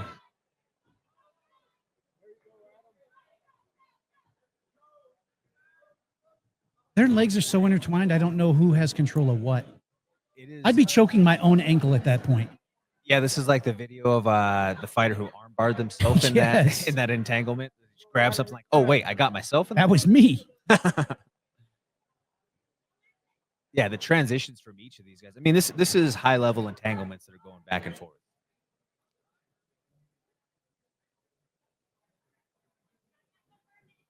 No chatting. No, I believe we're at just roughly around the minute mark, I would say, just by my internal clock. You can keep track of time that way? I have an internal clock from training. I have no internal clock. Every round could be 30 seconds or it could be an hour and a half, and you could just trick me. Now, sometimes it doesn't work out that way, you know, because you have those moments where you know, have a pretty good sense of it, and then like, all right, well, there should be about like, you know, minute 30 seconds left, and then you hear halfway. Oh no, this is not good. Yeah, dude, if there's not a clock, you could trick me every round. And I would just believe it. Like, I'll grapple for the rest of the day and believe that that is the round. I mean, I'll probably puke halfway through. Oh, for sure. Michael going back toward that heel hook attack. Oh, shit. Got it. And Michael Eager picks up the heel hook victory in the final seconds of regulation.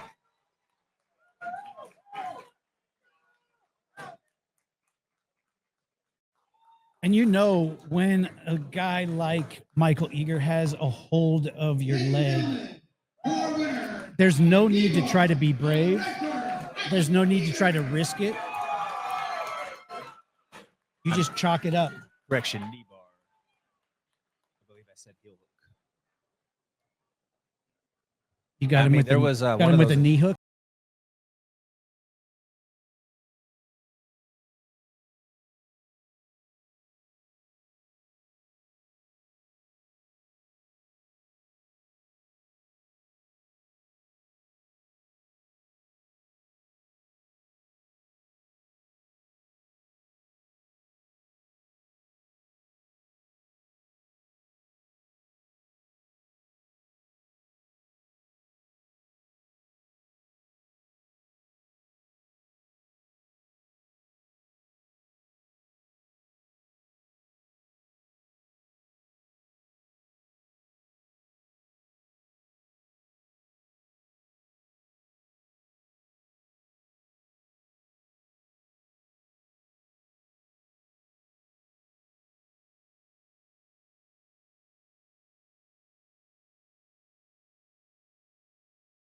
opening day or baseball kickoff party, if you will, for yesterday down there for the whole establishment, all the Mile High sports team, and a lot of people, foot traffic. Great atmosphere. How did you survive?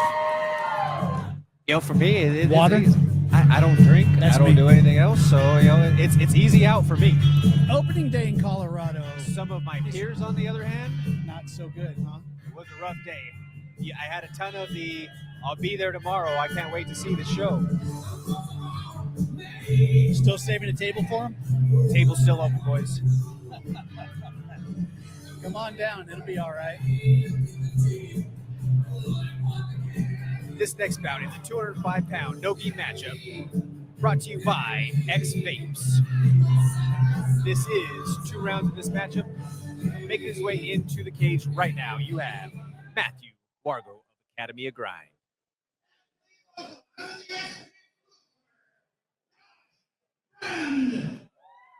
And now making his way to the blue corner, the Big Yins, Josh Fremd. Josh Fremd, a UFC veteran, longtime co-host of the MMA Plug for a couple of years and throughout the run of the program. He's also, for a few years, was one of the voices of Colorado Combat Club. So Josh Fremd, no stranger to the combat sports scene as a whole here. Should we ask him for a breakdown mid-round? You know, Lean in and ask him how things are going? I think Josh is going to be happy to go out there and just get back into competition and hopefully get a win for himself today. You know, he's due to some of the adversity that he's faced, some of which being self-imposed from his fight career, Josh has to come out here and prove some things to himself today. And I know this may sound critical, but this is a very close friend, someone who I have spent countless hours through the years with. And I say it from a place of love that Josh has to get himself right before he can go out there and continue to make a run. This is the first step in that process of him being back in the gym these last few weeks, training and working toward a target. And then now being able to go out there, feel the lights, hit that curtain, hear the music, and come and compete. That's exactly the stories that I love to hear. Not that I want to see anyone fall on hard times or struggles or you know, self-imposed issues, but when they're willing to pick themselves up and start again and know that they need to find their way, it's always a great thing. Josh is being cornered today by Mike Alfieri.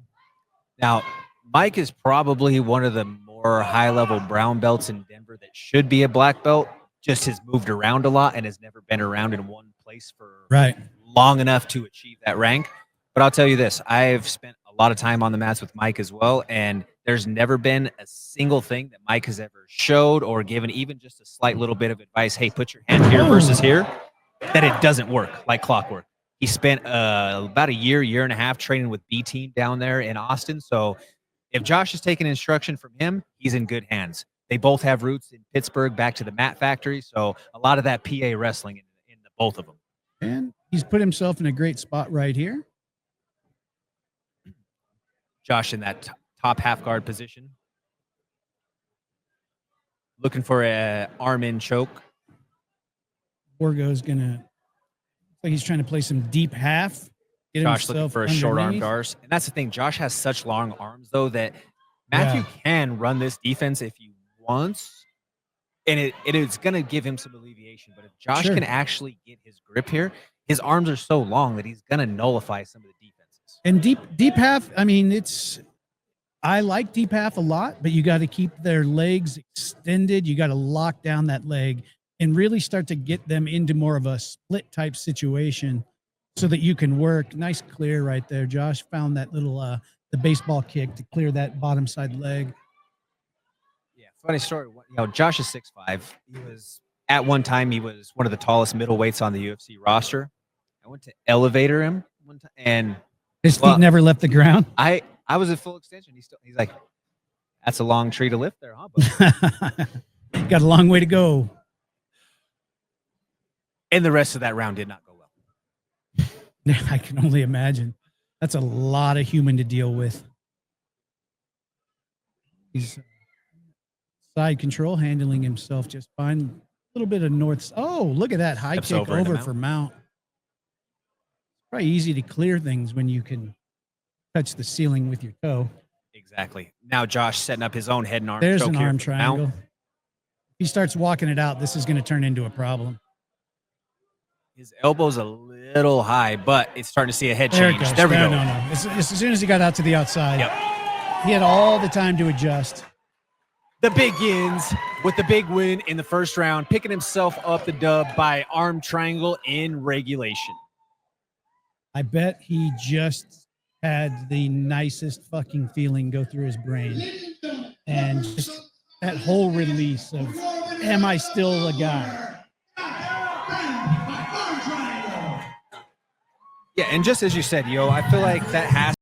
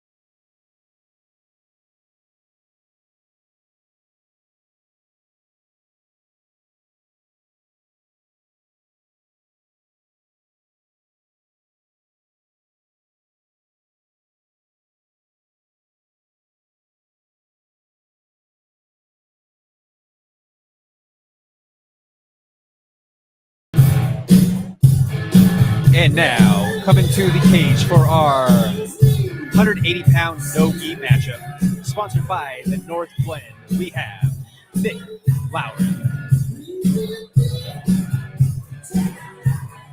Not to be confused with Mike Lowry. I'm Mike Lowry. Mike Lowry. No, Diesel Pitbull Mike Lowry with a pink thing walking around. Just saying, man.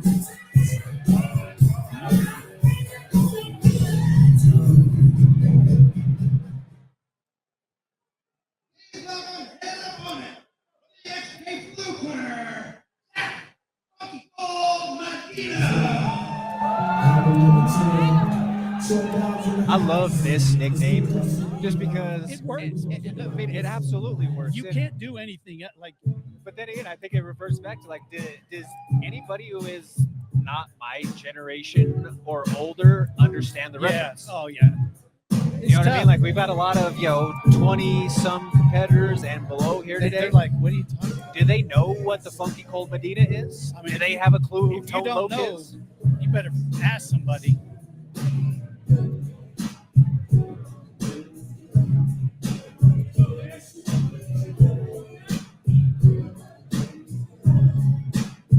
Zach Medina out of black tie. Nick Lowry, very focused. Oh, with a fitting rash guard today. I mean, if you grapple out of black tie jiu-jitsu and you don't have the tuxedo rash guard, Pretty sure they all had him on the last show. And then now it's like every time I see that rash guard, it brings me right back to Talladega Nights. oh yeah. I like my baby Jesus with a tuxedo T-shirt on. It says I like to party. I like the part, yeah.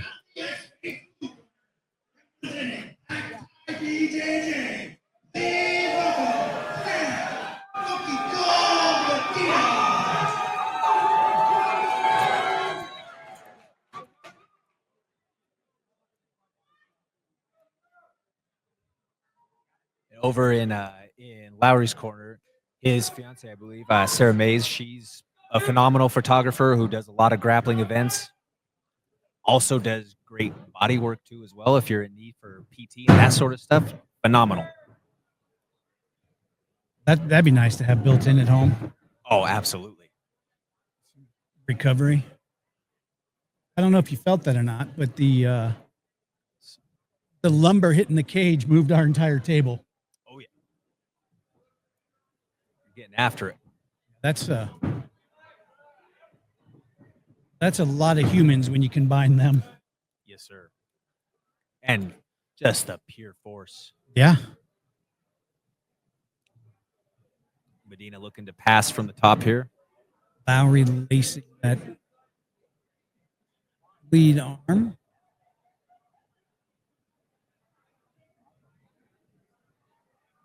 Wouldn't be surprised to see an inversion attempt. Yeah, I thought that's where we were about to get. There. We just didn't wait long enough.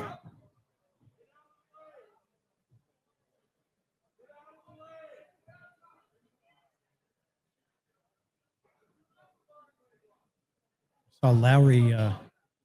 Lowry started drooling. He was looking at both legs, didn't know which one he wanted. Lots of options on the table here. Cradle position for Nick Lowry.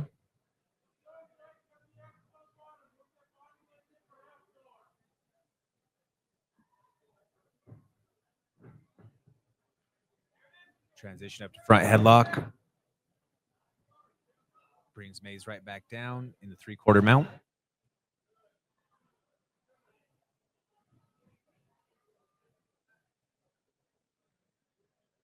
Really wants to move that arm just a little bit. Get him that space. Nope. Gilly Goose Gang.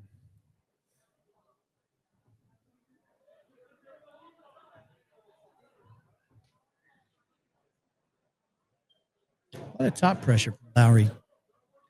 He's really strong with the pin. Yeah. Oh. Just landed full body weight of both of them on Lowry's head. I thought it was going to pop like a grapefruit. That did not look like it felt good. No.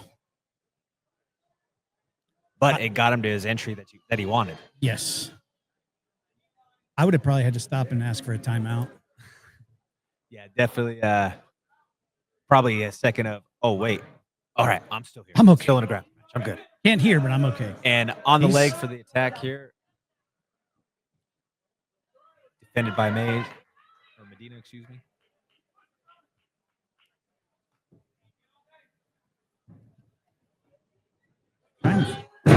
Oh, my. I have to send him a bill for cage repairs.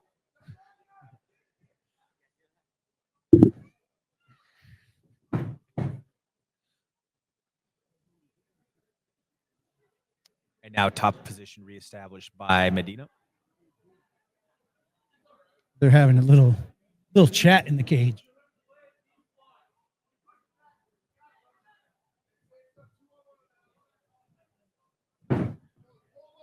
Elevated.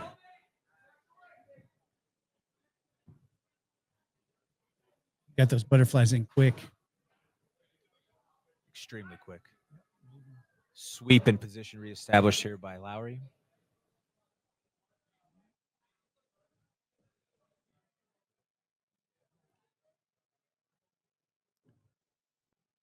It's either a deep breath or a bit of frustration from one of these guys just now. I think it was just that sigh of, man, this is a lot of work. Yeah.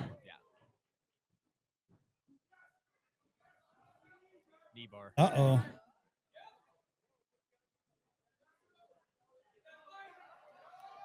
Knee bar submission by Nick Lowry.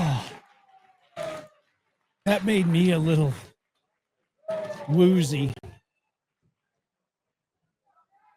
Yeah, the lower half attacks, they always just make me cringe so much because they're so devastating. And the recovery time is so long.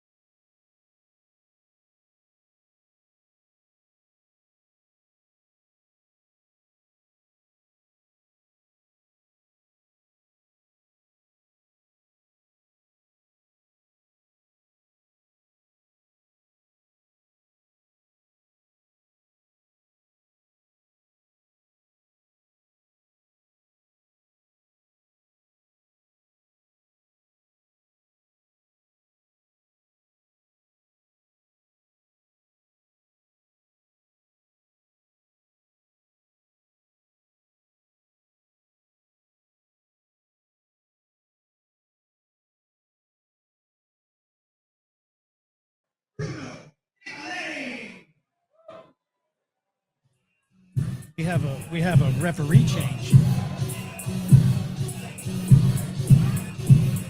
And making his way to the cage, representing Onyx, we have Bruno Nicoletti.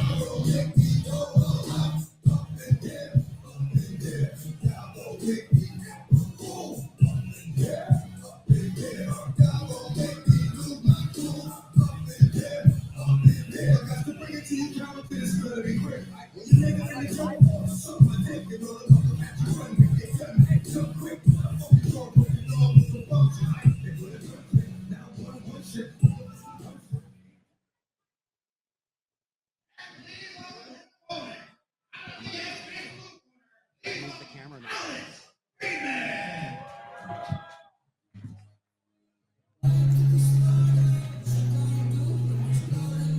And making his way to the ring or to the cage right now, we have Alex Friedman. Alex Friedman, like you say, he comes to us by way of Factory X.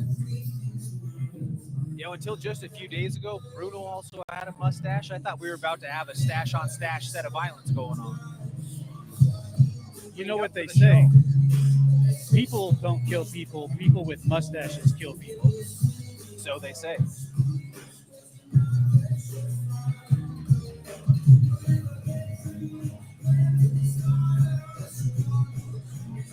Man, Brody. Oh, we got us a Steve Paprocki signing. Bruno on the last show looked amazing. I'm excited to see him put in work. And Alex Friedman, man, I'm pumped to see this match. I'm pumped we were able to make this happen. Alex Friedman being cornered by Cody Brundage, veteran of our CJJC cage, as well as active UFC middleweight, along with Professor Scott Miller of Evergreen Jiu-Jitsu and Factory X. When Friedman walked in the cage, I immediately wanted to get out my registration, license, and Oh insurance. my gosh, he does look like a police officer. He totally looks like a police That or firefighter one. He's the firefighter. It's funny when we had gone into Factory X to film a bit and interview him. I walked in and I was like, "Why do you look exactly like every other wrestler?" Like it's kind of my thing. It's what they do. They get together and braid each other's hair. So here we are, straight wrestling. This will be high-paced, I guarantee it. Oh, this is incredible. We're looking for, Man, I'm impressed, dude. Bruno's strong, and Friedman's handling it. dude, they're both absolute ox. Yes.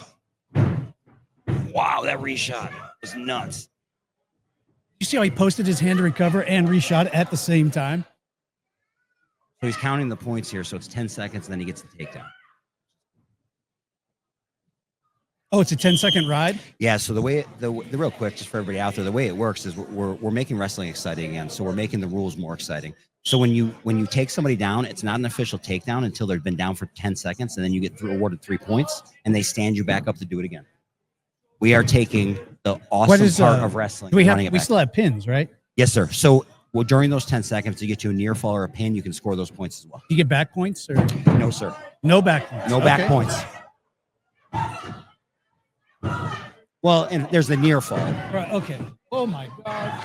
Hold on, kids. I'm going to need some protection over here.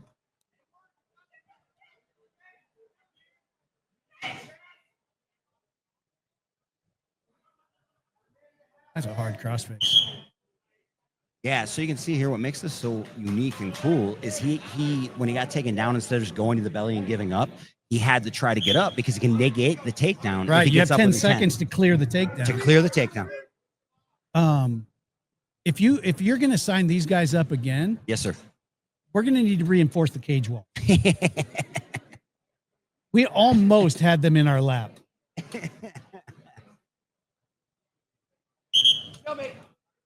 I love it. Good. Look at the pace they have to push. Incredible. Yeah, that's nobody understands a true wrestler's pace. You see it in guys like Henry Cejudo where they talk about the pace, but when you're this close and you watch, I mean, it's constant motion. There's no stalling. There's no waiting. Everything, every action is there for a reason. Correct. And I mean, the slightest change in pressure, just like that, is going to change and give you entry to a takedown almost immediately. Oh my! Man, fascinating. I'm so happy we were able to work with this rule set. I really believe that CJJC is going to make a difference in wrestling. It's a great sport, man. I mean, And everybody gets mad at wrestling because you drag them down and, you know, as they say, hump their leg for Correct. 15 minutes, and it takes all the excitement out of everything. But here you hit the mat, you get 10 seconds. If you're not advancing, yeah, it's just straight action. A, you could lose your takedown. B, if you're not advancing, you're just going to get stood back up. Yes. One thing that I'm interested in seeing how this is going to go as the match continues. That was a very big breath, big belly breath right there at the end by Bruno. Oh, I thought you were talking about me again. Hey, Ryan. But so again, as we're talking that high wrestling pace, they've got 3 rounds. Oh, God. That being said, dude, a lot of muscle that Bruno's. I mean, call it for what it is. I mean, Bruno is. If he wanted to go and be in like Ralph Lauren or something, he's of that Luke Rockhold type in that sense. He's carrying a lot of muscle. Does that It takes a lot of oxygen to run a lot of muscle. So Nicoletti is up 6-0. Nicoletti is up 6-0 right now. Is what Yes. the score is at the end. Now this second round, it goes to 2 minutes. First round is 3, and then the second and third rounds are 2 minutes. I would need 30-second rounds with 3-minute rest periods. just all sprints, Trevor? All sprints. Dude, I can't even sprint to the dinner table. Alex Friedman trying for the single leg. Oh, Stalemate. I like. all that work, and then you get stood up. I love it. I absolutely love it. I mean, So Bruno's getting tired. and you can't hide. In wrestling, you cannot hide. And if you're just watching this, this is CJJC rules wrestling match within the jiu-jitsu show, and this shows you the different pace that can happen with different skill sets and different rule sets. I mean, wrestlers obviously in jiu-jitsu always convert that energy over and try to up the pace and push you and push you and push you. But when you see 2 high-level wrestlers who can go full bore for this amount of time, it's just a next level of athlete. Oh, it's incredible. Bruno Nicoletti coming off Brazilian world team, and Friedman, man, he's out of college, a terrific wrestling coach over at Factory X. Alex is pushing the pace right now. He knows that Bruno's Bruno's tired. He's either as tired as he looks, or he's tired, or he's rope-a-doping for something. Oh, he's tired. However, Yeah, he put it all out there, but guess what? I guarantee he has a reserve tank that you wouldn't believe. That's some near fall points right there. We might see a pin. And a pin by There's Alex the Friedman. pin. Woo. Alex Friedman pulls off the upset here in round 2 with the pin at CJJC 25. Now, did we GrappleCon. just see Alex Friedman bide his time, wait as long as he possibly could to wait and see if the gas tank was empty on Bruno, and then he finally attacked? I think that is exactly what happened. That was nuts.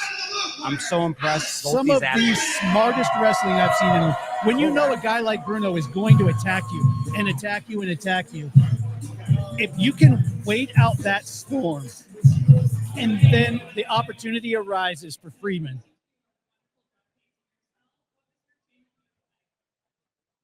Keep training. I stay in the gym.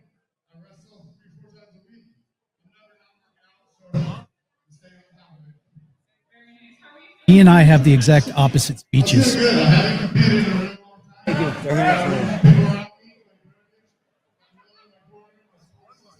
I tell you, how you thought I was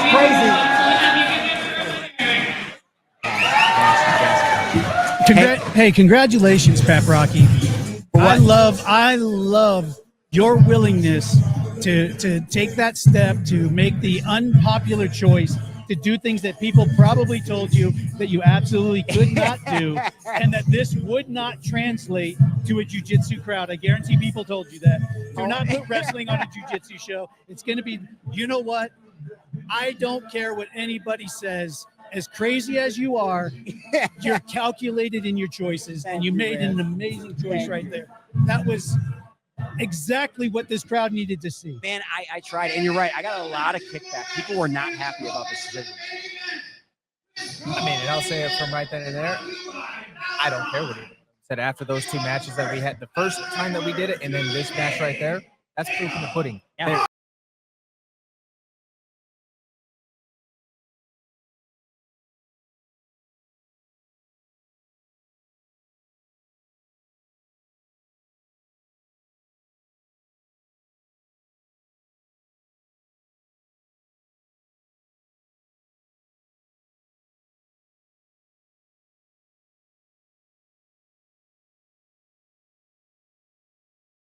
Been asked for that match. He did. He asked for the match. I'm so impressed.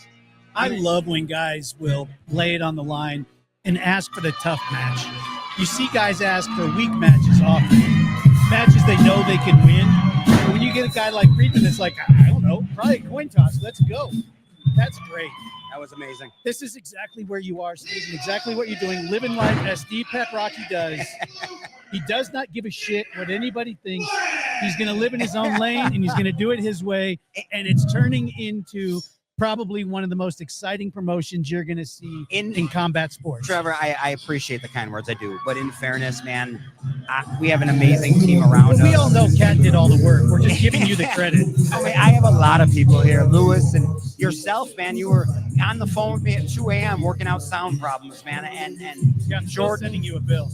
Jordan Kurtz being on the phone endlessly with me, figuring out where we're going next. We just have an amazing team, and I'm fortunate to have the people around me that we do. Gentlemen, right now we have our co-main event of the afternoon. We have a 185-pound no-gi matchup. This is brought to us today by Valor Minds. We have Jacob Barkey of Leverage Jiu-Jitsu taking on Victor Flores of Mountain Rollers.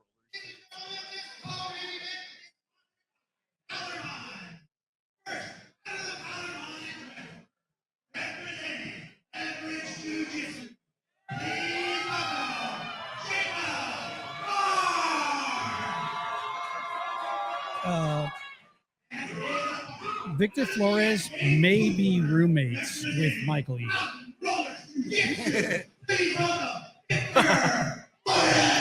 If you can have two guys on one card with serial killer eyes, we've just come as close as it's possible.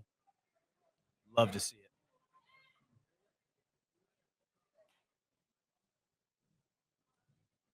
Couple of big boys that are grappling specialists ready to get after it right now. Slap and bump right in the middle.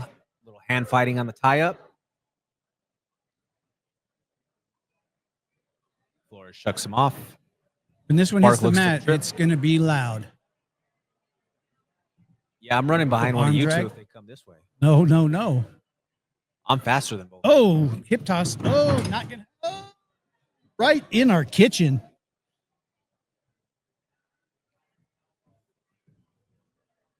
That might be one of the only times that I could ever say that in my life, that I'm faster than the two people next to me. But Well, that's not saying much.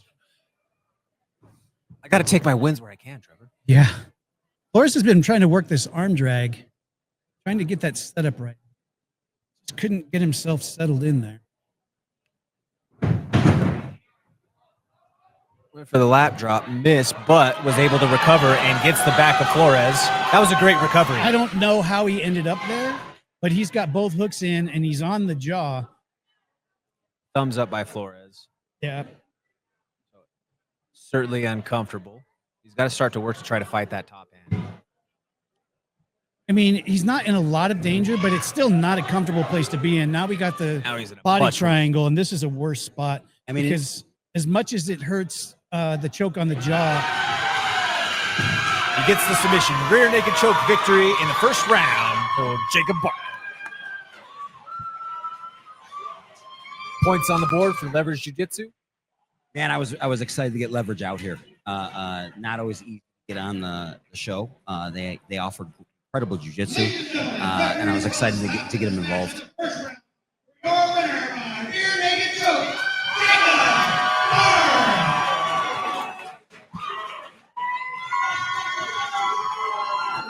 and you know, the rear naked choke is a lot better loss than the real naked choke. Great, how we feeling, Jacko? Same. Correct. Well said. There's only one way to lose that. So great, I don't give a shit. He is pumped. I like it.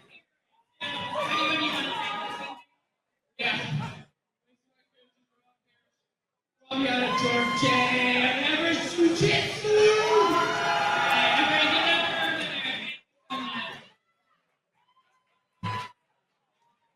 Great matches today. Been asked for that He match. did. He asked for the match. I'm so impressed. I love when guys will lay it on the line and ask for the tough match. You see guys ask for weak matches often, matches they know they can win. But when you get a guy like Friedman that's like, I don't know, probably a coin toss, let's go. That's great. That was amazing. This is exactly where you are, Steve, and exactly what you're doing, living life as Steve Paprocki does. He does not give a shit what anybody thinks. He's going to live in his own lane, and he's going to do it his way, and it's turning into probably one of the most exciting promotions you're going to see in combat sports. Trevor, I appreciate the kind words. I do. But in fairness, man, we have an amazing team around us. We all know Kat did all the work. We're just giving you the credit. I mean, I have a lot of people here. Lewis and yourself, man, you were on the phone with me at 2 a.m. working out sound problems, man. And Yeah, I'm Jordan, sending you a bill.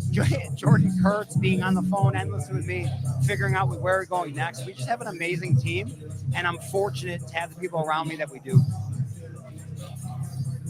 Gentlemen, right now we have our co-main event of the afternoon. We have a 185-pound no-gi matchup. This is brought to us today by Valor Minds. We have Jacob Barkey of Leverage Jiu-Jitsu taking on Victor Flores of Mountain Rollers.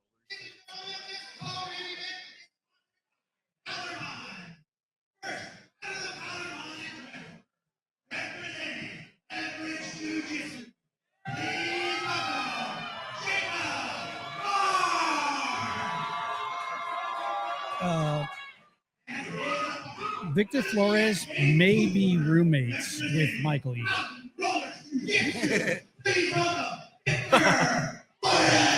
If you can have two guys on one card with serial killer eyes, we've just come as close as it's possible.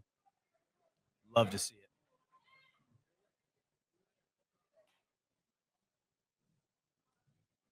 Couple of big boys that are grappling specialists ready to get after it right now. Slap and bump right in the middle. Little hand fighting on the tie-up. Flores shucks him off.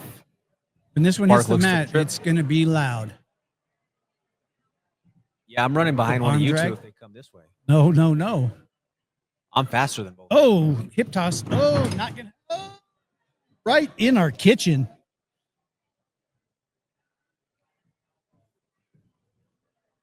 That might be one of the only times that I could ever say that in my life, that I'm faster than the two people next to me. But Well, that's not saying much. I got to take my wins where I can, Trevor. Yeah. Flores has been trying to work this arm drag, trying to get that set up right. Just couldn't get himself settled in there. Went for the lap drop, missed, but was able to recover and gets the back of Flores.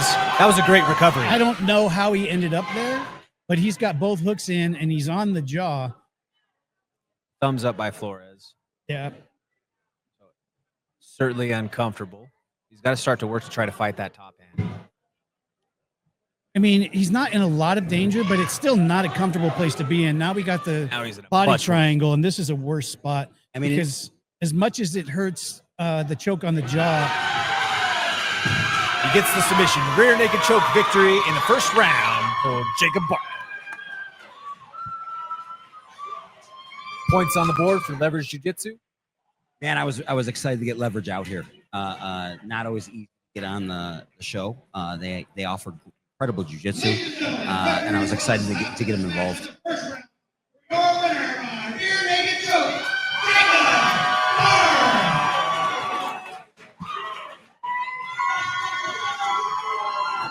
and you know, the rear naked choke is a lot better loss than the real naked choke. Great, how we feeling, Jacko? Same. Correct. Well said. There's only one way to lose that. So great. I don't give a shit. He is pumped. I like it.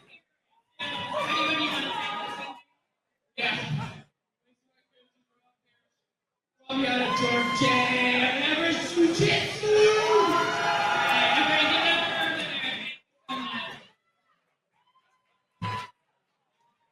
Great matches today. From out of Georgia, Everest Jiu-Jitsu.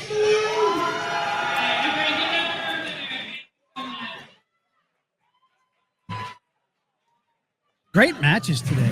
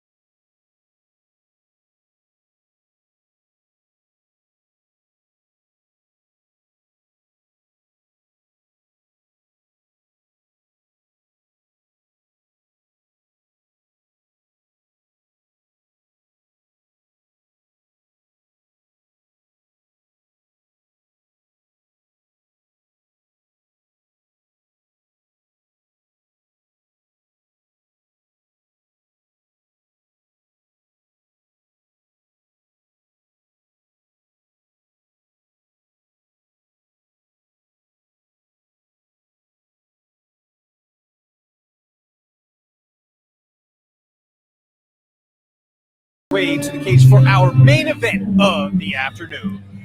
This bout is brought to you by DCO MMA in an 185-pound no-gi matchup. We have Mr. Alaska, Ben Bennett. Bennett represents high-altitude martial arts. Bennett is a veteran of Dana White's Contender Series, BYB, bare knuckle boxing, as well as the LFA. I think A lot it's of wrestling BKB now. BYB. They changed their name. Yeah, they changed the name. It's BKB. So they went back to BYB is trying to decipher that they're representing the original bare knuckle boxing. Right. Backyard brawls. Yeah. So they went back to the English style BKB. And you know what, man? I have fighters for both. I do enjoy both companies. However, BKFC knows how to put on a show. Absolutely. Yeah. Man, BKB comes to Denver often. I mean, there's a lot of blood in that cage, or in that ring, I should say. The Trigon. And there's no, I mean, it's equally as exciting as anything you're going to see. But of course, then you take BKFC, and it's next level. Next level. Absolutely. And now, making his way to the cage, we have AJ Fletcher. His official nickname is the Ghost. However, we all at Factory X, we've given him the nickname the Albino Rhino. You want to talk about call him Powder. a paperweight? Just a ball of pure muscle. Comes here originally out of Louisiana. Has been out here in Denver for the last couple of years. UFC veteran, just a tremendous competitor. Oh, sheesh.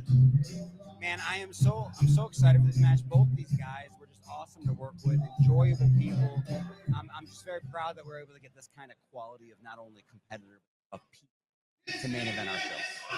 You know, I was going to do some sit-ups this week, but Fletcher did them all. Coach, he's just a dense ball of muscle. There was a movie back when I was a kid called Vision Quest, and he reminds me of Shoop. You're dating yourself, brother. Yeah, he doesn't care to say 4 words. He just wants to eat and break legs. His focus is incredible. Like watching him train was awesome. Yeah, I'm trying to stay out of the line of his vision, so it's not like he's a velociraptor and wants to eat me too. He's got D1 football level athleticism too, as well, on top of it.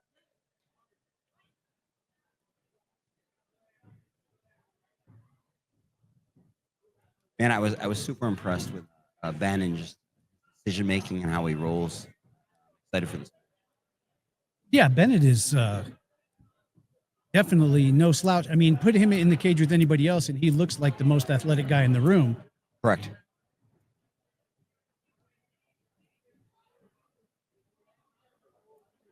back and forth exchanges with tie-ups here in the center. Everybody wants to go to that head tap. I love it. You can always tell when these boys were born in a wrestling room.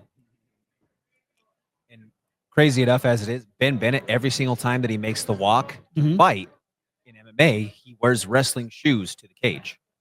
He just wants to feel at home. I think that's just kind of his safe space.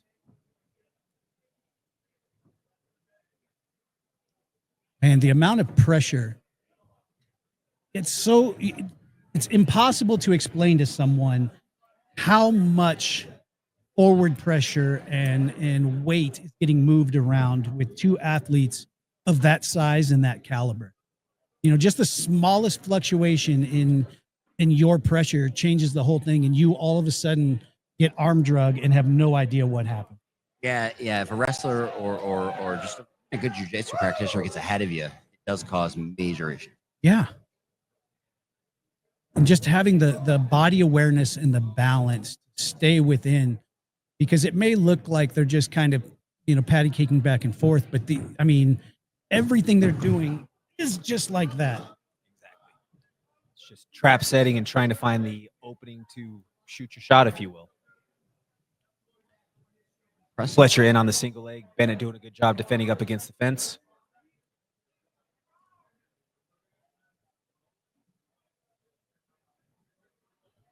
Bennett controlling the wrist of Fletcher, not able to collect and scoop the leg.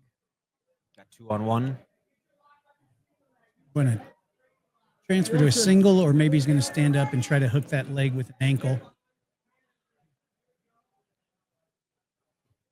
Decided to go with a single. Ben's talking to his corner. Halfway into round one. Impressive. Even back and forth affair. Defense. This is high stakes human chess between them. Both of them completely unfazed by anything that happens. It's just an exchange for them. It does not, it just goes. Ooh.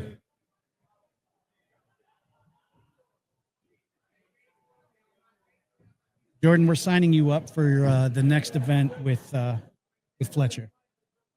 Hey, you can see AJ beat me up on any given day in the gym. But we're gonna put a roof. We're gonna put a roof on the cage, and we're gonna leave the door locked. Yeah, that's not going to go well for me. It will for us. You'll be highly entertained. I mean, for at least 45 seconds. Like squash matches are entertaining, right? Oh man, these guys. I'm impressed that nobody's gone to the ground yet. Well, the chess match that's happening, and it's not like they're not actively searching for takedowns. It's not like they're not trying to get there. They're just both so damn good. True, man. I got a lot of guff at first to set this up, but I explained to people, man, I'm telling you, like, I think it's a good match. AJ Fletcher is, and I think Ben, people don't give him enough credit. This kid is somebody we should be watching.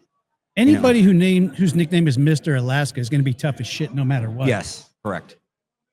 And this was such a goofball. He cracks I love me up, it. dude.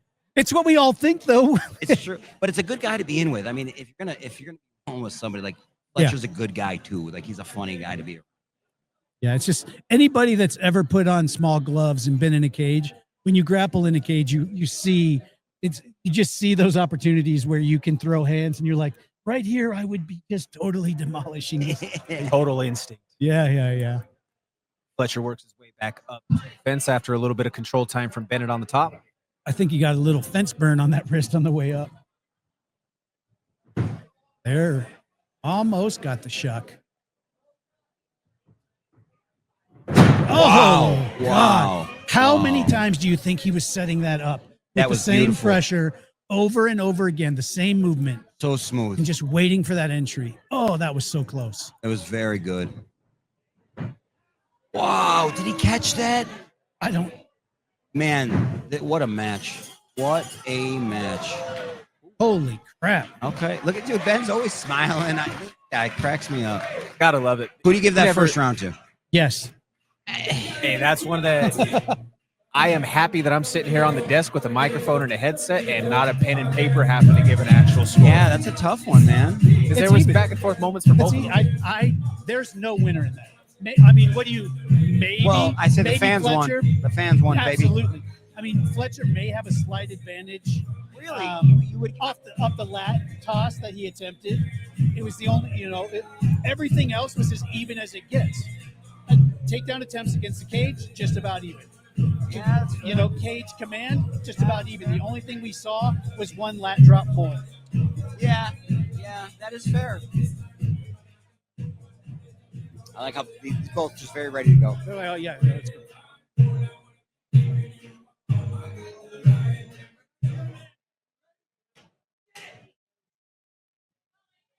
I'd say they're definitely ready. Oh God, it's so cool to watch high level athletes doing high level stuff. In the last 5 years, just the physicality of jiu-jitsu has changed in such an impressive way.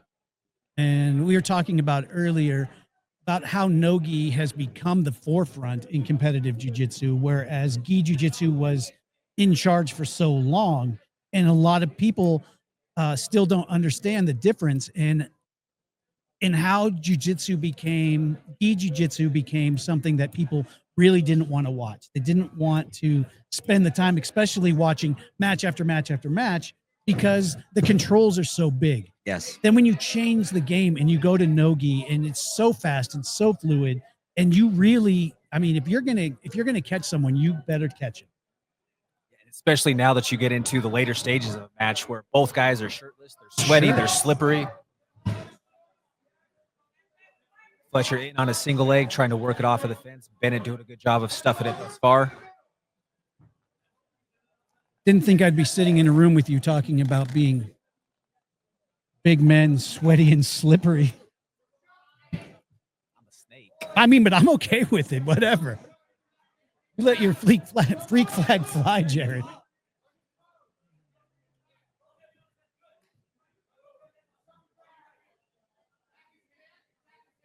Give him a little bit of action now. Yeah. Front headlock position now. Front headlock. He's going to transfer and try to make his way around to that side.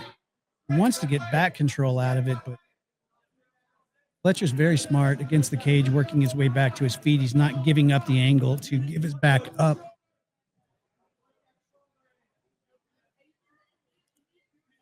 Bennett strong with the pressure, putting his head, the crown of his head, right up against the jaw of Fletcher in most cases. Yeah, that in pressure is absolutely amazing. Kind of looks like AJ's kind of taking his time right now, letting them push before he gets a burst of energy here. We've seen it all night tonight. There it is. Made his move. Yeah. Get it.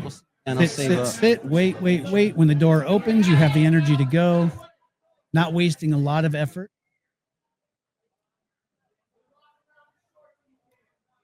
Collar ties from Bennett. Bennett now looking to form his own single leg.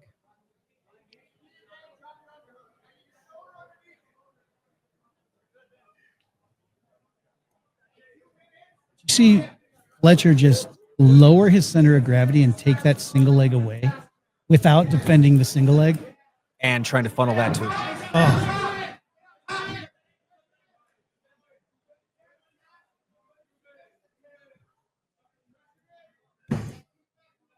far side ankle not there for him.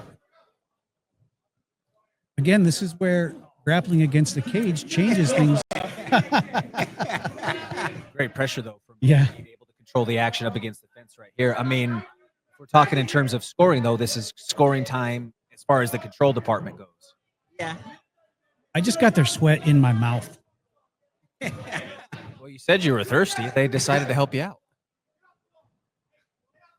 I mean, Hydration. There's a lot of salt. You're getting some electrolytes in there. it could be worse. Could be a lot worse. Their sweat's probably more healthy than anything I've eaten this week. Yeah. The look on our producer's face as that line just went through his cans. I wish that you guys could see that. In fairness, He's framing- I'm friends with Trevor. I have to deal with him a lot as he has to deal with me. And to get this guy out of the house is hard work. It is Yeah. very hard work. I don't want to be outside ever. And just so everyone knows, Steve invited me here, so anything you've It's heard true. come out of my mouth today is Steve Paprocki's fault.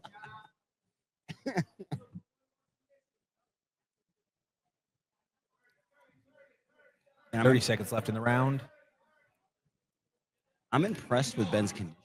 Oh yeah, Yeah, they're both just in ridiculous shape. correct. Yeah, I mean, this was an awesome match. Highly competitive back and forth through regulation. Looks like we're going to be seeing that overtime. I agree. This will be an interesting overtime because they are both like Yeah, as slick as as two humans could be. true. So any movement is going to open a door. Yeah, impressive. Yeah, what we do here is we don't give them a break going into overtime. Yeah, it's just go, go, go. Yeah, let's just go.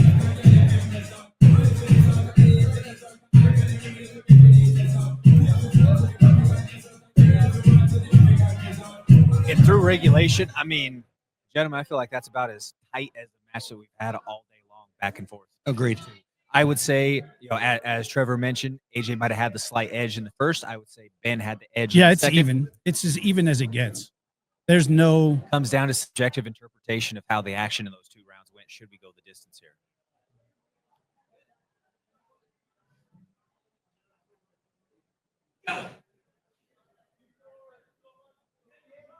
So, if you are the opponent with someone on your back, that's exactly.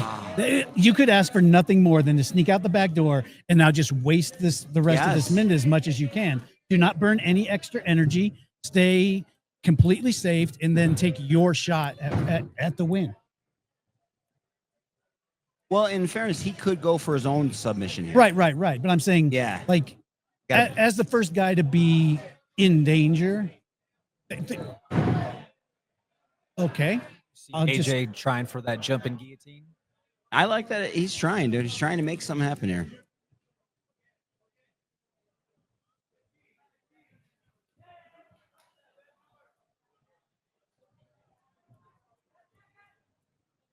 Man, just the laser focus. Focus.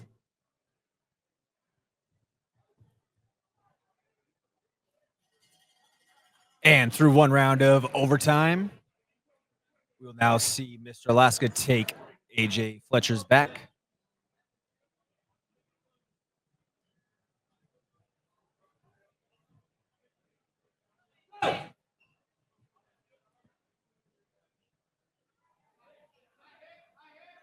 Pull up.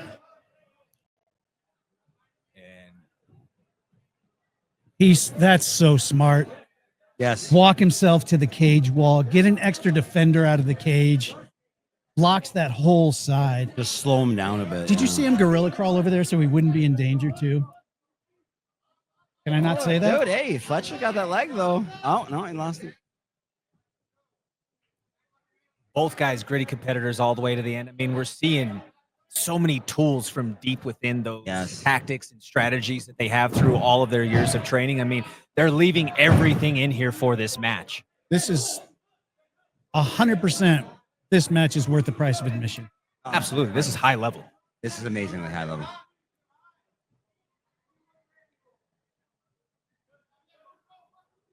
There can't be much time left. So if someone's going to, oh, there we go. Oh. And we go to the cards. What an awesome main event. Absolutely. Great match, guys. Great match. Well done, guys. Hey, go. That's as draw as it gets. Hey, good job.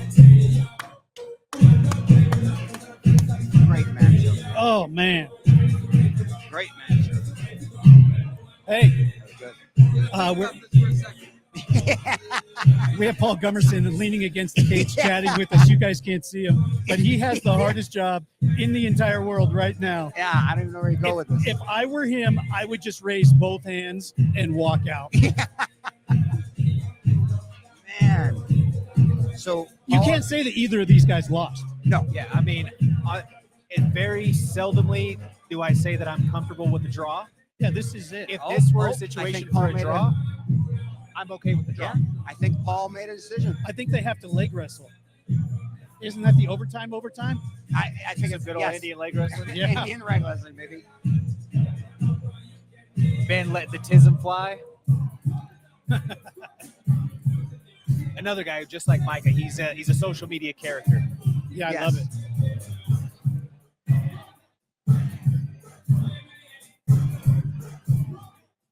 You got a couple social media people in here today.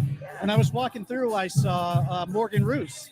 Oh, that's great, So man. she's a very, very big TikToker in Denver. She does. She tells stories about dive bar adventures. She's a bartender in like shitty dive bars, and then she tells the tea all the time. I'm sure you saw her. She's about a 6'1", brown hair. She was in like a Nike tracksuit. I've been working a bit. Yeah, she was over with one of your sponsors having a great time. Oh, that's So she'll be talking about you guys, I'm sure. That'd be awesome, man. Out of the blue corner. Oh, man. 50-50. Yeah, Love it. What a great Love match. it. What a great And congratulations Love to AJ the Ghost Fletcher. Hey, that was as tight of a match as it could have possibly been. You can't be upset on either side of it. Congratulations to AJ out of Factory X. Tremendous effort today. But also, congratulations to Steve Pepperocki putting on another great event. Thank you. And congratulations to us for getting the best seat in the house to watch really great matches all day. Dude, you guys have been awesome, man. You always are. I appreciate you guys being here and the whole team.